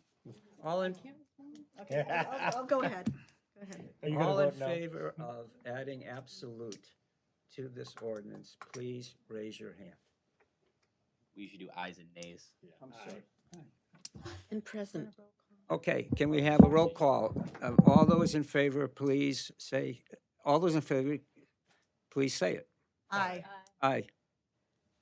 All those opposed? Nay. All those not voting? Present, I mean present. Okay. Okay. All right. So we're going to have to ask our board, our health department, to help us do this in more way. But I do want to take a little bit of a look at the ordinance now. Can we just take a little bit of a, see if there's anything in it, recognizing that we're going to have some new definitions and some new understandings about absolute, right? Do we need Now, to, the second I to guess, zones. Should follow we up? do the zones? Well, and I guess the follow-up to do that zones. vote, Zones. but the follow-up to the maximums, the maximums are gonna apply to the exclusions. Well, we need to decide that as we go through the ordinance, right? Is that, I mean, that would seem would be the appropriate place. Yes, Counselor? The way it's written currently. Yep. The way that paragraph C is currently written, Yep. it says noise pollution, these things are accepted, so it doesn't matter what you set the. Right. Yeah. That's why I'm asking. So that would be a and again, I would urge the joint committees to, we don't want to put in a situation where you present the council an ordinance that basically outlaws the use of a lawnmower in your yard, the use of a snow blower in your Right. driveway. That's the direction we're headed. Or a contractor using a saw to repair your front porch. I mean, we need to understand that, the activities of daily life that go on. Okay, I think I think we're all cognizant of that, right? We all, okay. So now the question is zones. Now, Counselor Picciarelli made an argument against zones. You heard it. I mean, everybody heard it. Does anybody want to make a comment about the positive nature of zones? Anybody want to speak to whether we should have zones in this ordinance? Yes, sir. Yes, Leo. I think you need zones. I think there's certainly areas of town that have different noise levels than others. I live on Main Street, I'll stop right in front of my house, it's loud. I'm not gonna compare my house with my brother-in-law's house who lives up in Bellevue, so, yeah, there's a different noise level in different places in the town, so, and especially, I hate to say it, down the Arsenal area where it's more commercial, or even down on Pleasant Street where it's, it used to be commercial, it's not commercial anymore, but there are commercial sections of Pleasant Street, so. Okay. I think you could do it in 2 zones maybe, or one, and I understand there's a boundary. You're so close, the boundaries are so you gotta, close. it's just ways to word the way you read it. I mean, it's all how you word the ordinance to, you know, address the zones. Okay, people are speaking in favor of it right now. Counselor? Not yet. Speaking in favor of zones, I have a question too so we'll come back, but in favor of zones, are you speaking in favor of zones? Yes, Tony, I am. Belmont, for example, has 2 zones. Zone 1 is all residential, school, hospital, church, library kind of thing. And Zone 2 is everything else. So think of Cushing Square or their commercial zones. They put everything else in Zone 2. Somerville has 4 zones. They have residential, industrial, commercial, and industry. And they have different levels for each. And they're as you go through Somerville, same size as us, 4.2 square miles roughly, but definitely very different given how Somerville is developed. So I think zones could matter. I don't think we need 14 zones. I think we could put certain groups in our zoning as saying this is going to fall into the Zone 1, this will fall into Zone 2, maybe 3 zones you need. I don't know, but I think it's well worth looking at. Okay, Dan? Can I be neither in favor nor against, but raise an issue? Sure. And that is because the nature of noise is that you hear it in one place and it starts somewhere else. I think they're just, if we go to zones, we're going to have to address a complicated issue of whether it's the offending party or the offended party that is the basis of the measurement. It would be the So for offending. example, well, it's very complex, Tony, because I mean, in certain towns, the way they measure the noise pollution, if it's public space, it's from where it's emanating from. But if it's private space, it's the outer boundary of where it's being perceived. So I'm not saying a lot of cities have done it. I'd be interested in their experience in actually enforcing it. But if we do go down that path, I'm not against it, but I just think it's going to be very, very, we have to pay a lot of attention to some complex issues of measurement. Question from Councilor Folkoff.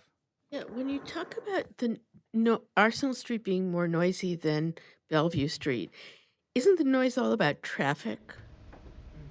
Not always. And it's accepted anyway. Well, the parks are noisy? I mean, it's got all that grass to absorb.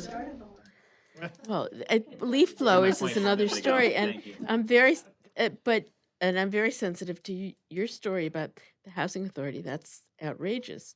But, well, never mind. Okay. I have a clarification. Do you have a question, Councilor? Well, I was going to say, I guess the concern I have would be, and I'm sorry, would you mind saying your name again? Paula Halpern? And you live on Arsenal Street? No, I live on Walnut, which Okay. is technically the T.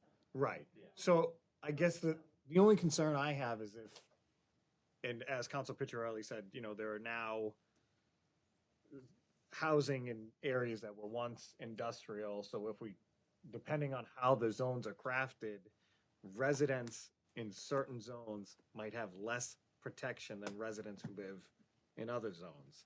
Because if we have to account for, let's just say when the apartments go in at the Arsenal, well, obviously that's mixed use, there's going to be more noise there.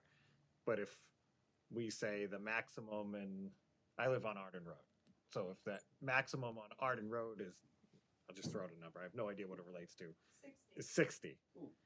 But the maximum at Arsenal Yards is 65. So somebody who lives at Arsenal Yards has less protection against noise pollution than I do, based solely on where they live. Okay, Counselor Base. Spoken. But the relative noise will be, it might be the same. But And- if we're instituting maximums, it doesn't matter what the relative noise is. Almost. No, but it- Sometimes. Yeah. But I it guess, yeah, does, it sometimes. does, and what I'm saying is that like, we'd have to look at it and be careful about it, but you could still institute different maximums, because the relative noise in that particular area is different. Do you see what I'm saying? Okay. So they're still getting protection, you get this maximum protection, but you It's can have. protection relative to where they live. I see what you're saying. Okay. Okay, Counselor Feltner. Yeah, I just say this is why I'm wanting more information, because I'm having, rather than saying, yes, we absolutely want zones, I'd like our decision to be informed by what, excuse me, other towns are happening and thinking about Watertown, how that compares. And it would also give us an idea of what absolutes we might want to set and what times we might have exceptions for that. So rather than saying, yes, we're going to create zones, I'm for absolutes, but I'm having difficulty with deciding that we also have to vote on whether we're going to create noise districts before we move forward without more information. to You help would like inform. more information from the town about comparisons to other communities, about Right. zones, Before we vote on this. Right. before you vote on this. And here, think about whether there's boundaries of the language that could address some of the things that people brought up tonight. Because, this has come up in zoning too about transition zones, so I think this is very relevant to how we're going to proceed actually writing the ordinance. And I think, I'm sorry, Dan, I think makes a really interesting point that if we institute zones, we have to take into account where is the noise Starting and from where is the it? offense. And if they're in different districts, obviously, what standards are applied. Okay. Okay, I'm going to ask that we not take a motion on this just yet. We want to hear from a few more people, and then maybe we'll have a motion about getting more information. Okay? That was the motion last meeting, just hung it up there. Yeah, I know. I don't think we got it. I don't want to speak out of turn too much, but Elodius brought this up every single meeting. Literally has given us charts about it, has talked about it every single time. If we're not prepared to make a vote on it tonight based on how long this has gone on, that's on us. We don't need more information. You should have done your homework. This has never come up before. It's come up every Okay, meeting. okay. And I'm not interested Counselors, arguing. I defer to the chair who's called on audience for more comment. yes, ma'am. It seems like if you have the option to vote that you will include something, you don't have to decide right now whether it's 2 zones or 3, but you could vote, yes, we want that clear definition that would be helpful. So you'd still have the option of getting more information and then deciding whether you want it to be 2 or 3 zones or something, but you could still say that we want that included. If that's helpful. I think Counselor. I'm Vice not Counsel. for zones, because I feel that noise is in the ear of the beholder. And so whether you're on Assam Street or whether you're on Moss Street, it's the same thing. I live across from a park, a gym, and a school.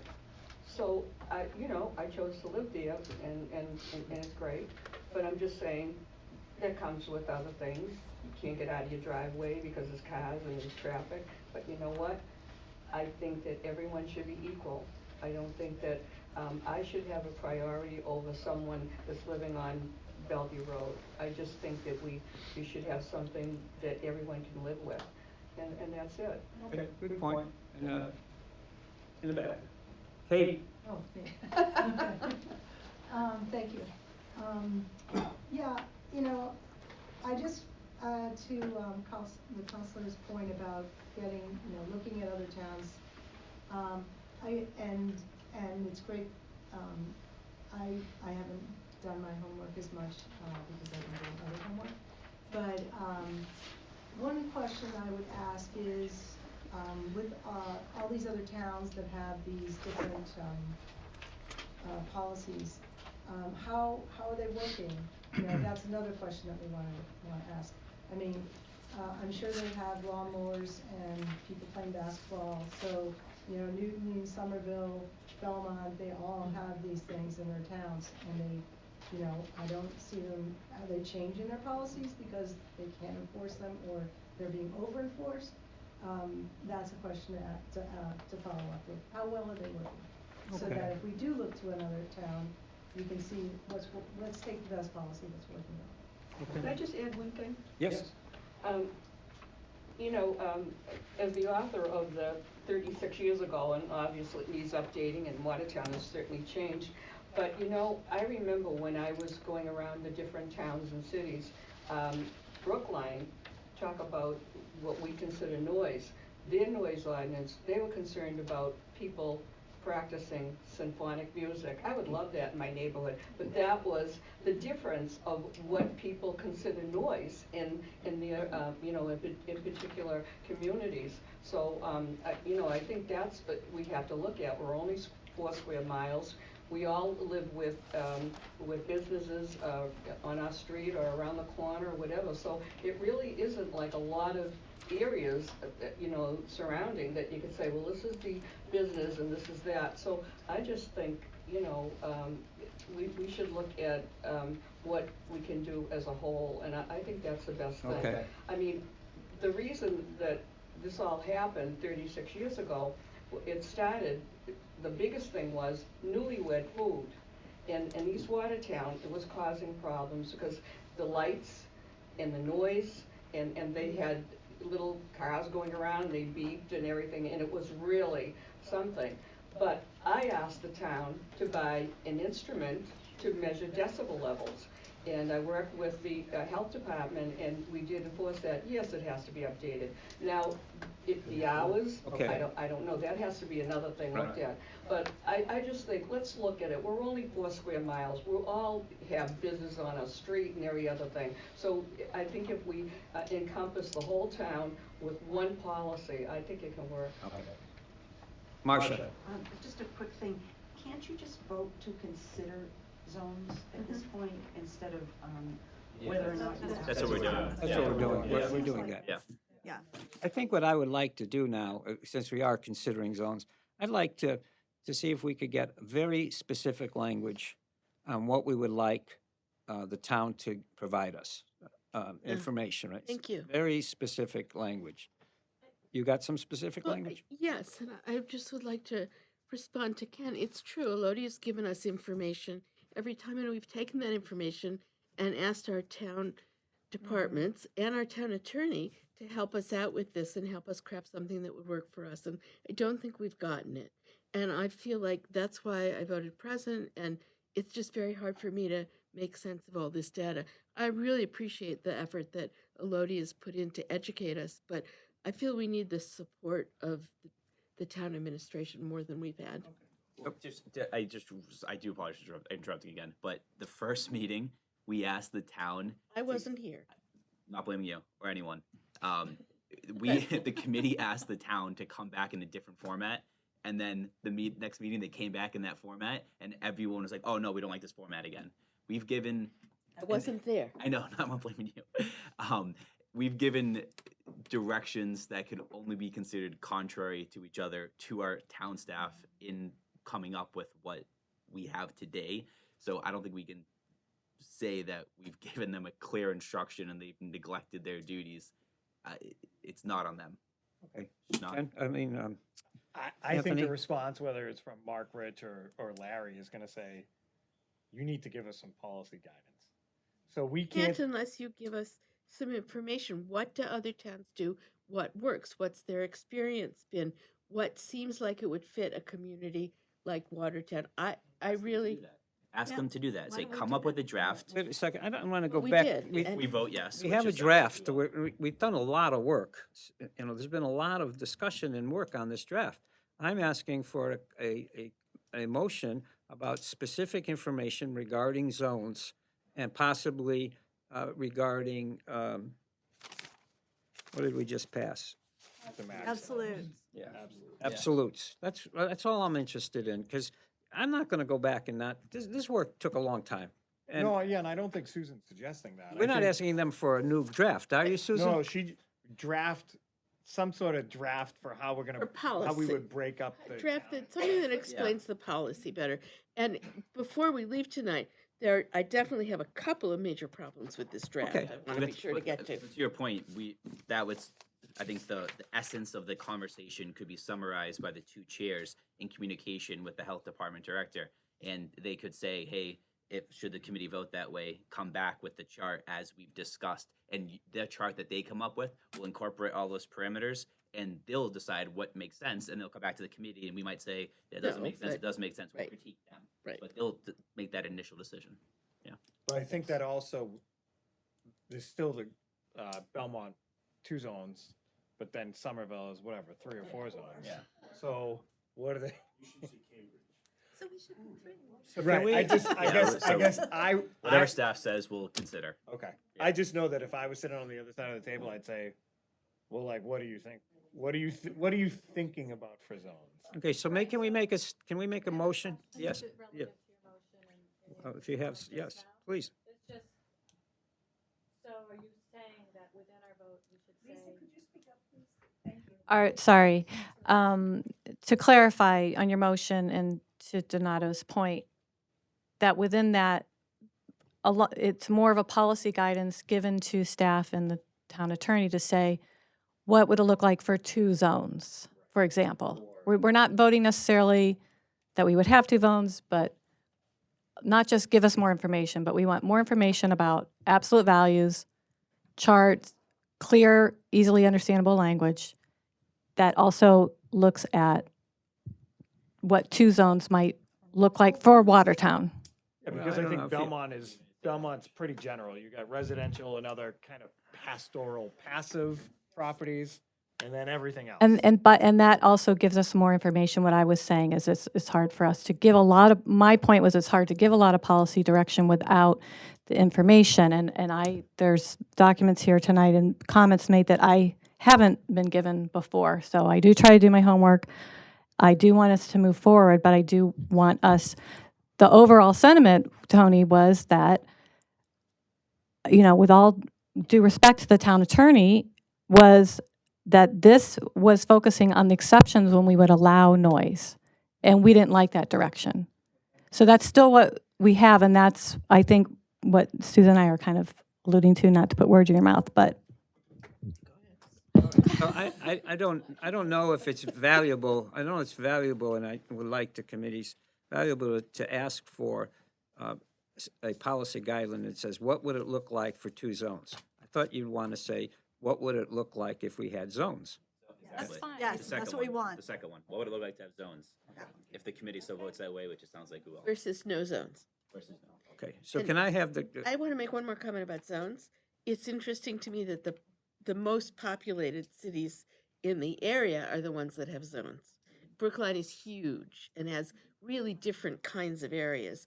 Cambridge, we know, is enormous. Boston has zones, and I'm not sure it makes the same kind of sense for But- Watertown, which is why I want more input.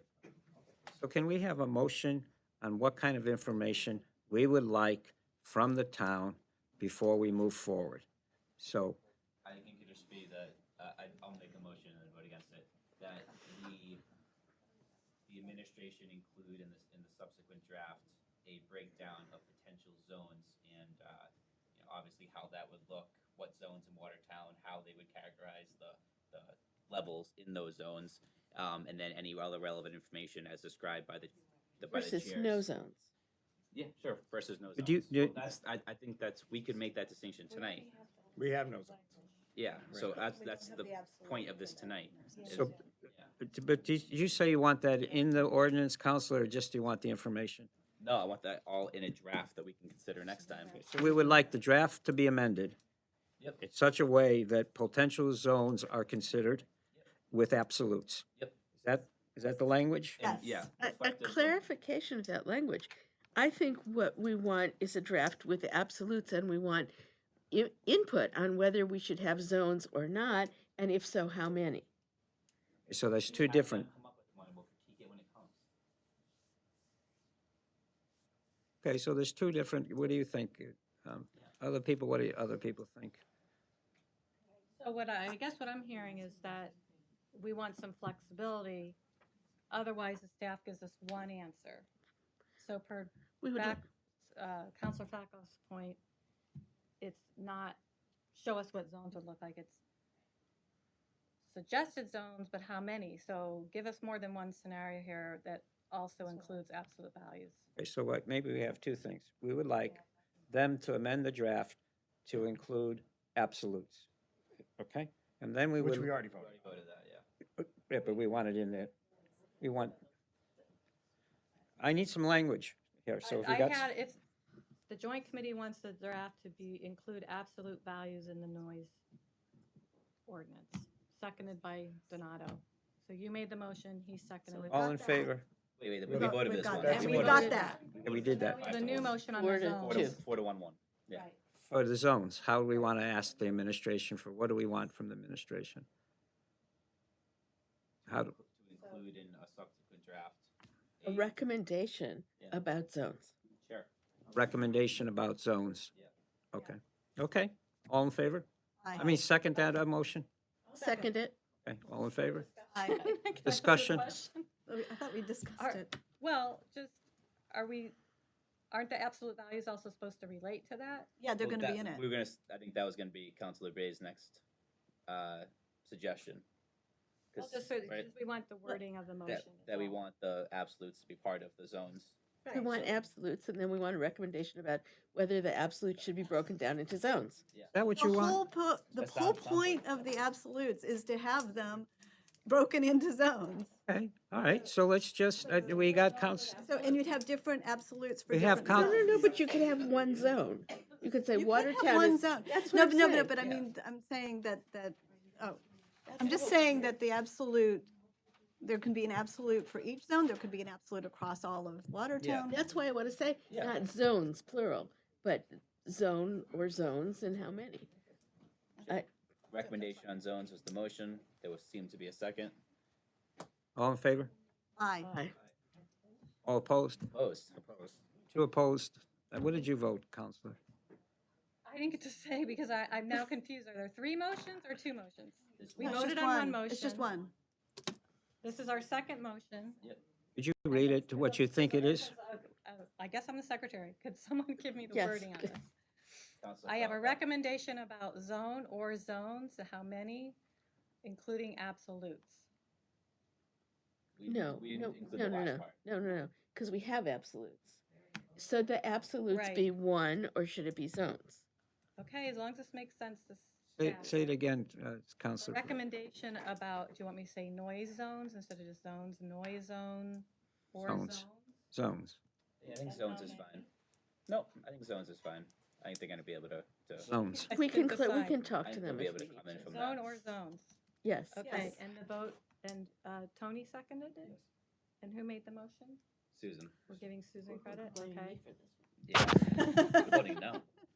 Just gotta get it the record. And it was 4-2. Okay, thank you. Okay, so it's 9 o'clock, and best laid plans here to look at the ordinance. The last time I tried to organize 6 people, and, all right, so, hang on a second. Let's talk about the ordinance. I think it's 9 o'clock. If you feel like we can do some of the ordinance, I'd be happy to take a look at it. I have 2 points, and I Yeah, don't but know. everybody has points, Susan. But I think we all have, I think a lot of us have the same point about the exceptional language. Yeah. And so we could do that one first, and then my second point is smaller. We could do the exception. All right, let's go to exceptions. 95.0 is the exception on this.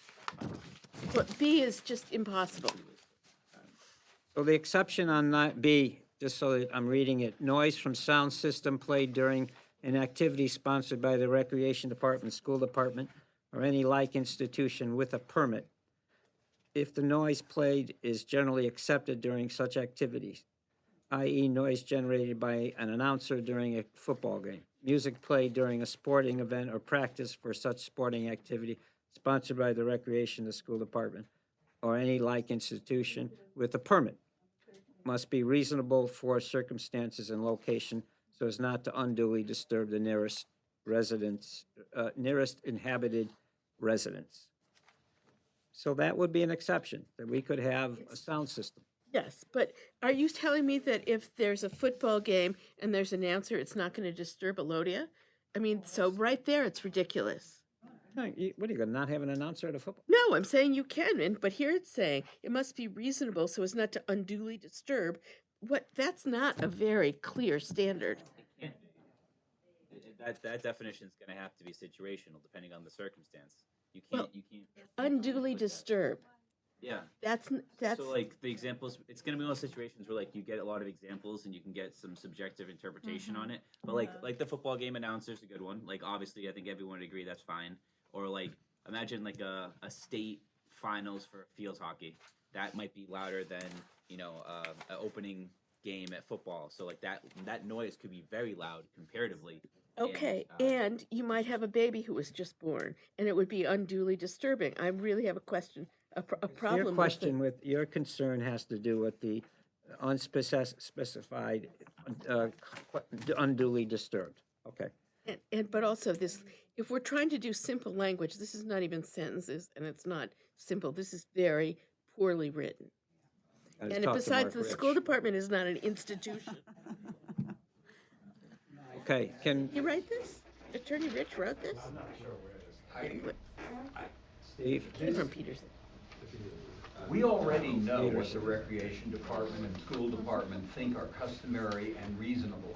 We already know that they can start something for the first time last year and then decide that's customary. I'm talking about music and practices. We know that they have almost no, either they don't understand how difficult music and the sounds that they broadcast are, or they don't care.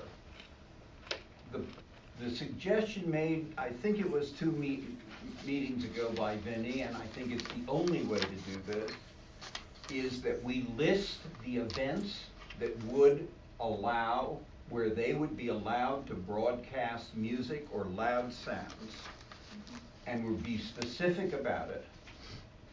But we know from experience what they do, and this just leaves it, who's gonna decide this? Now, if you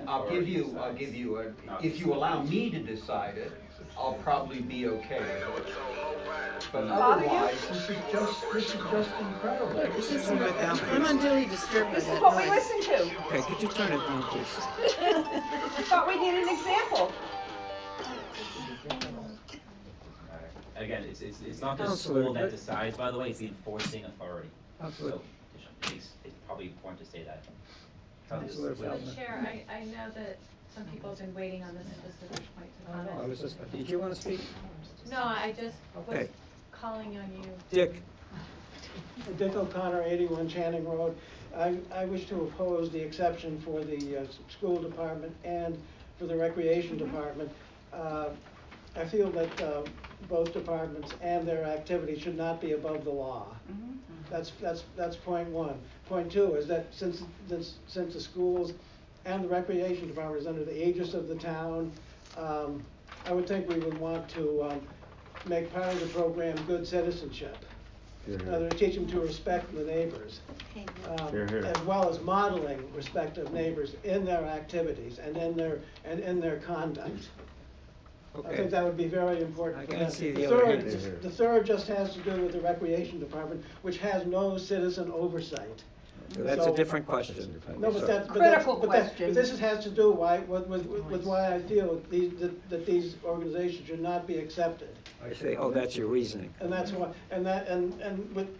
we used to have a recreation commission in this town, to which the recreation department was responsible. And as far as I can determine, there has not been one since 1995. So for 1980. Well, no, in 1995, there was one appointed until 1990. For the last 24 years, the recreation zone has been able to operate pretty much without any breaks. Pretty Okay, much. okay. Pretty I much. that's without fine. Now, and the fourth one is that in this, the same language that's in this exception was not here, was not present in the draft when I was at the July. Someone stuck it in there. Yes. Was not present That was when I was not at the meeting in June. Now, this is what I think about that. That if we're going to, let me see. I've been thinking about this for months and months, and this is very important. And it's the language in here is once again, I mean, it's really meaningless. And I think that I'm saying this for, really for the first time. But besides those points, the other one would be that these different activities that go on there, for the school department or the recreation department to request an exception, it seems to me is mocking the fact that noise, the noise problem has become very acute at some of our parks just in the last year. Now, I've lived at Victory Field neighborhood since 1972, and over the years, every 5 or 6 years, there'd be an issue with the noise.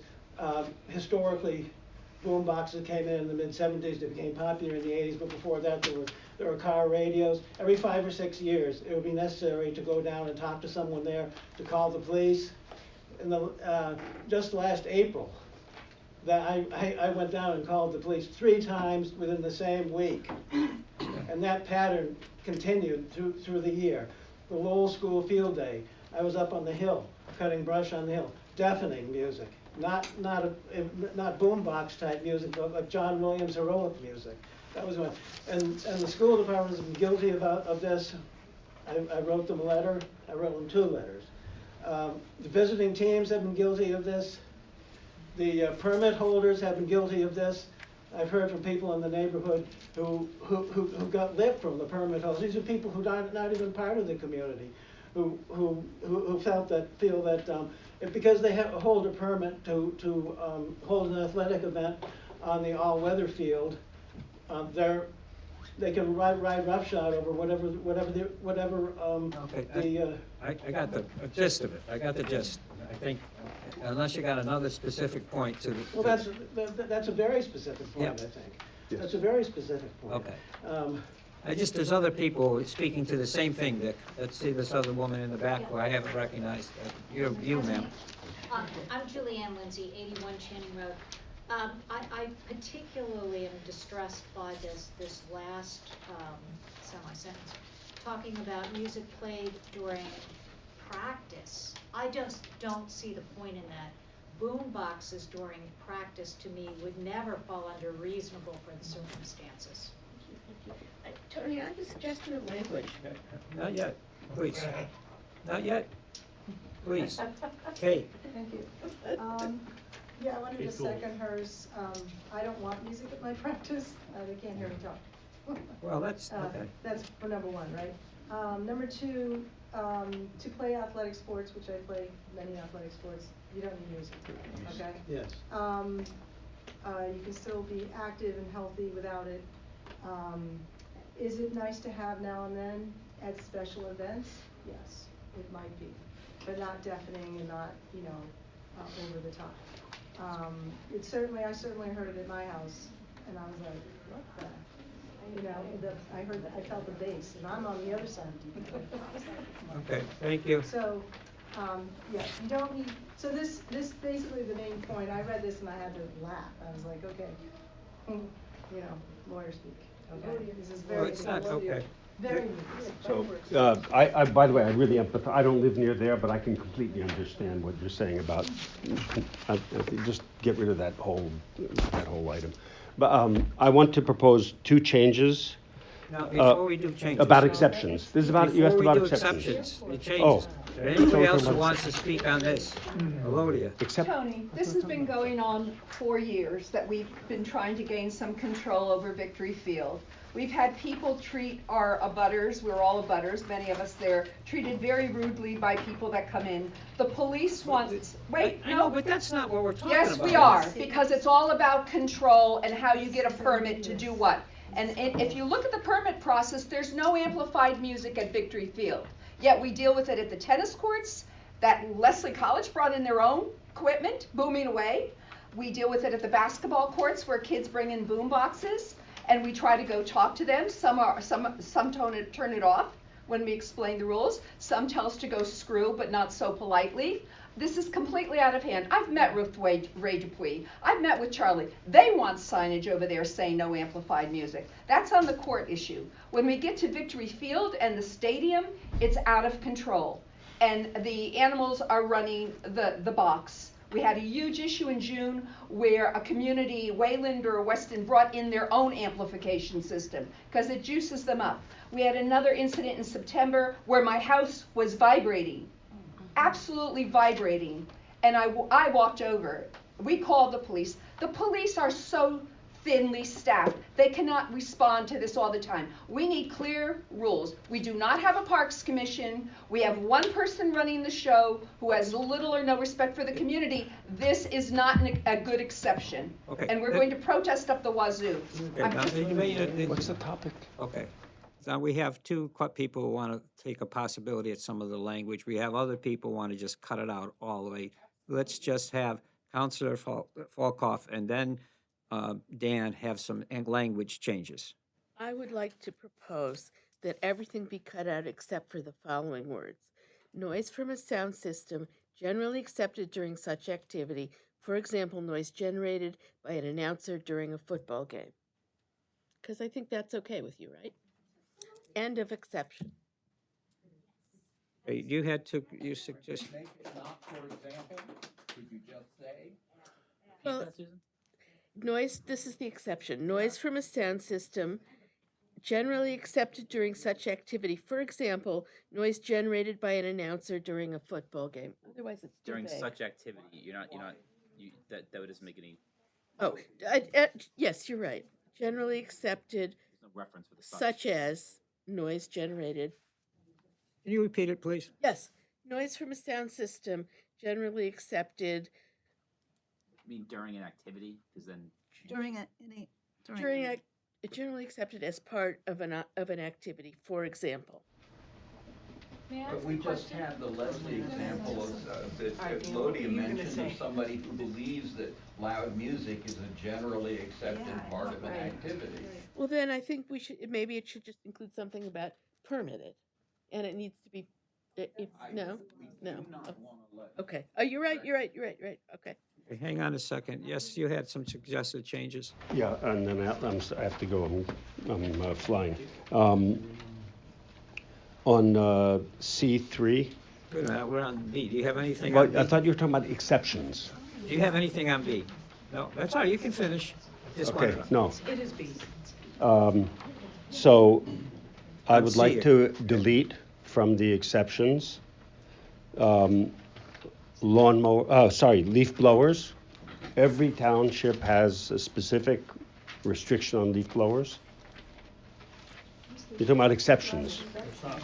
It's not listed as a, It is listed right here. as an exception or? No, but the sentence below it says the above are accepted. I think you're looking at the, An old copy. I picked up the copy from here. are you looking at the C? I see where you're looking at. Under the topic of prohibition of noise pollution. That's what you're looking at. Exactly, and it says, in D, it says activities above are accepted. And what I'm saying is that I want to accept the exception of leaf blowers. It's problematic for everybody. All the other townships have restrictions on leaf blowers. You can buy leaf blowers that are really quiet today, and they don't use gasoline. Number one, and number two, I want it to be clear that this exception does not apply to commercial equipment. That was in the original language years ago. It's been taken out. I would like to put back in. In other words, that Vince's point about people using their lawnmowers, that should be fine. People blowing snow should be fine. Bring in the commercial landscaper with bulldozers to whatever they use to that should not be fine. That should be subject to the restrictions. And by the way, what someone said earlier, this is 2019. There is electrical equipment that's available commercially to solve a lot of these problems. In 1983, it wasn't available. This is 2019. Could you just repeat what? You said delete leaf blowers. Delete leaf blowers and make it clear that commercial landscaping equipment is not accepted. Okay. It's not accepted? Is not accepted. Where is that? I'm proposing it. It isn't. It was taken out. We'd like for it to be added because electric is now available. Not only that, because it's also very, very problematic. This is, just as Vince's point, people should be allowed to take care of their homes. Fine. But that's different from bringing in a commercial landscaper with huge equipment that really does generate 85, 90, and 95 decibels of noise. Okay. All So, right. Yes, ma'am. is that not clear? She's clear for the. We've known since meeting one what Sorry? you're looking for. We've known since the first meeting what language you're looking for. Well, does that make it bad?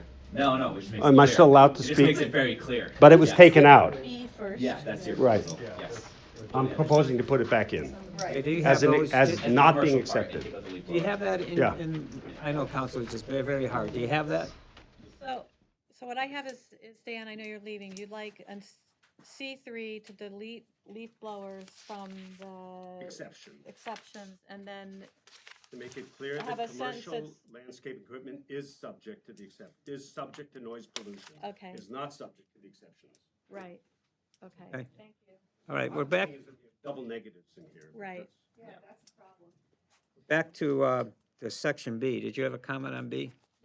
When it says, if the noise played is generally accepted, and I think it would be, that's so subjective and vague, that if there was wording like, if there is a specific sound system provided by the town for that location, and certain specific measuring devices have been used, and there's a mark on it set that the announcements and such can be at this level or lower, and any comparable sound system, that you can't bring your own and blah, blah, blah, that it's very specific, that it's very measurable.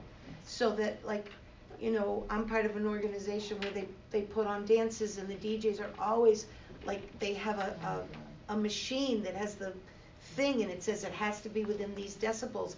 And they don't just measure where the DJ is, they go on the other side of the room where the speakers are, and they do a reading in several parts of the room, because it can be really loud near the speakers and be okay near the DJ. So they do like an average, and they came up with a working system. Okay, we've been asked to move along here by the custodian. So I just need to and actually, I wonder if Marcia and Paula, could I speak to you quickly for a second afterwards? Tony, this is where we got stuck the last time when we left off, so I don't know who wrote this new language, but I think everybody's tired and we need to come back and start here the next time. Can I just ask a Counselor. question for the people who live, I understand, Victor, I understand it's a problem. So if we, and I understand you're okay with the loudspeaker, but if we set a maximum for the loudspeaker, like for the announcer during the game, and I'm asking this question because I don't know what the neighbors think, would you be okay if music was played if it didn't exceed that same level, or no? I'm just asking. You might need a different measurement for what the maximum that's accepted. And it does, it shakes my house when I'm, a few streets up. It's really loud. It's not appropriate. I'm just trying to get a sense of what the because I don't know. So I know just I'm asking. getting old and puffy, but I really cannot concentrate when I have music going on. And I understand Graduation, fine, and there's some Cancer cancer walk. walk that happens once a year, fine. Friday Yeah, night lights. The announcement, that I've never had there was a time when, for some reason, on 9 o'clock Sunday morning, when fortunately I'd left for church, but I was told they were doing junior football at incredible volume. But, you know, again, I come back to Vinnie's, I think, only asked the recreation department, school department to propose a specific set. They can say the loudspeaker when we're announcing games. They can say graduation, is it cancer or heart? Cancer walk. Cancer walk. This shouldn't be too difficult if they have things they want to do. But it's just Well, our understand, experience there has should be- been that they constantly push. There should be no music at sporting events? Yes, No, that's right. If they want to list the sporting events, fine. That's how we all grew up. I actually thought it used to be school bands. It was. Yeah, then how about a band, a live Maybe band? band. Marching band. The band would violate the ordinance too. That's not But- true, Kenny. How about the No. Memorial Day parade? That violates That's the not ordinance. true. That's a special I permitted can do a bunch of event. these. Counselor, But please. the point is they I'm can just be saying, listed the language that you're without proposing is gonna giving- exclude so many other things, and no one realizes that. Yeah, we do realize it, Kenny, because it's been out of control. If I could speak to No. Anthony's question, Wait a second. okay, because he had a question, I have an answer. Okay, hang on a second. I just want to know from Councilor Picciarelli if he knows, if he knows that the permits requested by the Recreation Department have any language in there around music, around, So, as you know, yes. I did request some clarification. Yeah. on this, and the rec department, the school department came back with some suggested language about restrictions. And I think everybody understands, and again, you know, the exception that is in here for, what is that? B. I think we understand, you know, and to Kenny's point, you know, having an absolute that, you know, you can't have any noise beyond a certain point, that's gonna apply to everything in town. Well, there's certain events, special events, that happen in town, whether it's the parade, it's the 4th of July, Festival of Victory Field, whether it's the 6 football games a year, whether it's graduation. And we as a community understand and accept that these very short, time-limited special events, that are community events, generate noise. You know, if we had 4th of July fireworks, that would violate the noise, so we don't have fireworks. So, I think everybody's okay with that. I think everybody in this room is okay with that. But we need to make sure that we write the exception in a way that it is understood that these are specific, time-limited, town-permitted events that are going to occur, that are going to be exempt from whatever we write in the noise ordinance. But that does not mean it is a carte blanche for the teams, teams to come in and practice and just blare music, you know, without any supervision. So it's, I think you've been tied to, you know, certain town permitted events that special events. So however we want to craft language, and what we don't want to do is write something in here in this ordinance that sort of goes against what we're trying to impose sort of on the recreation department and the school department. The two need to sort of be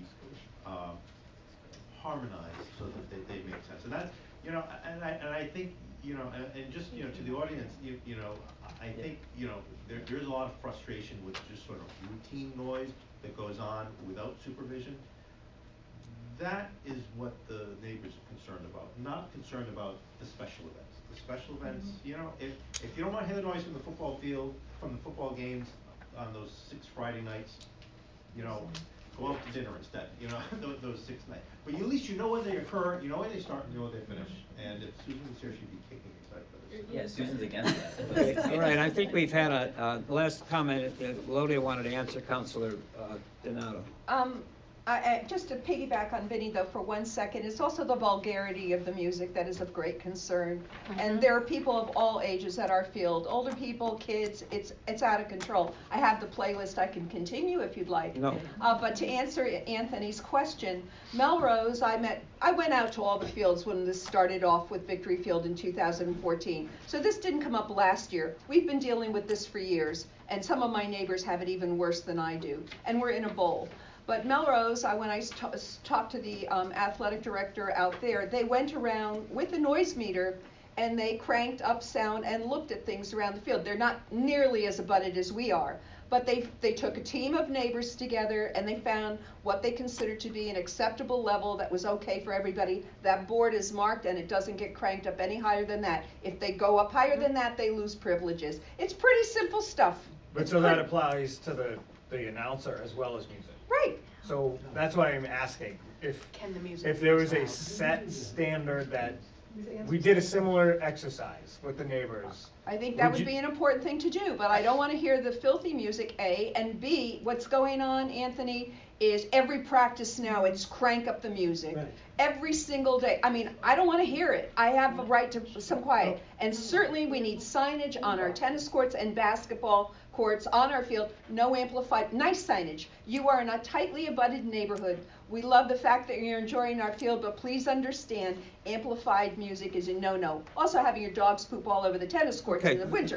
But that's another story. I just wanted the answer to that question, because it obviously informs Okay, the that's, way I the think exclusion it's is 9 o'clock, so unless there's any, 9:30. Well, Tony, I just want to bookmark that I would never approve this without reviewing the hours that are on No, this. we're gonna go through the whole thing. Because I don't think that's what we agreed on. What, okay, that's fine, we can't do any more tonight, okay?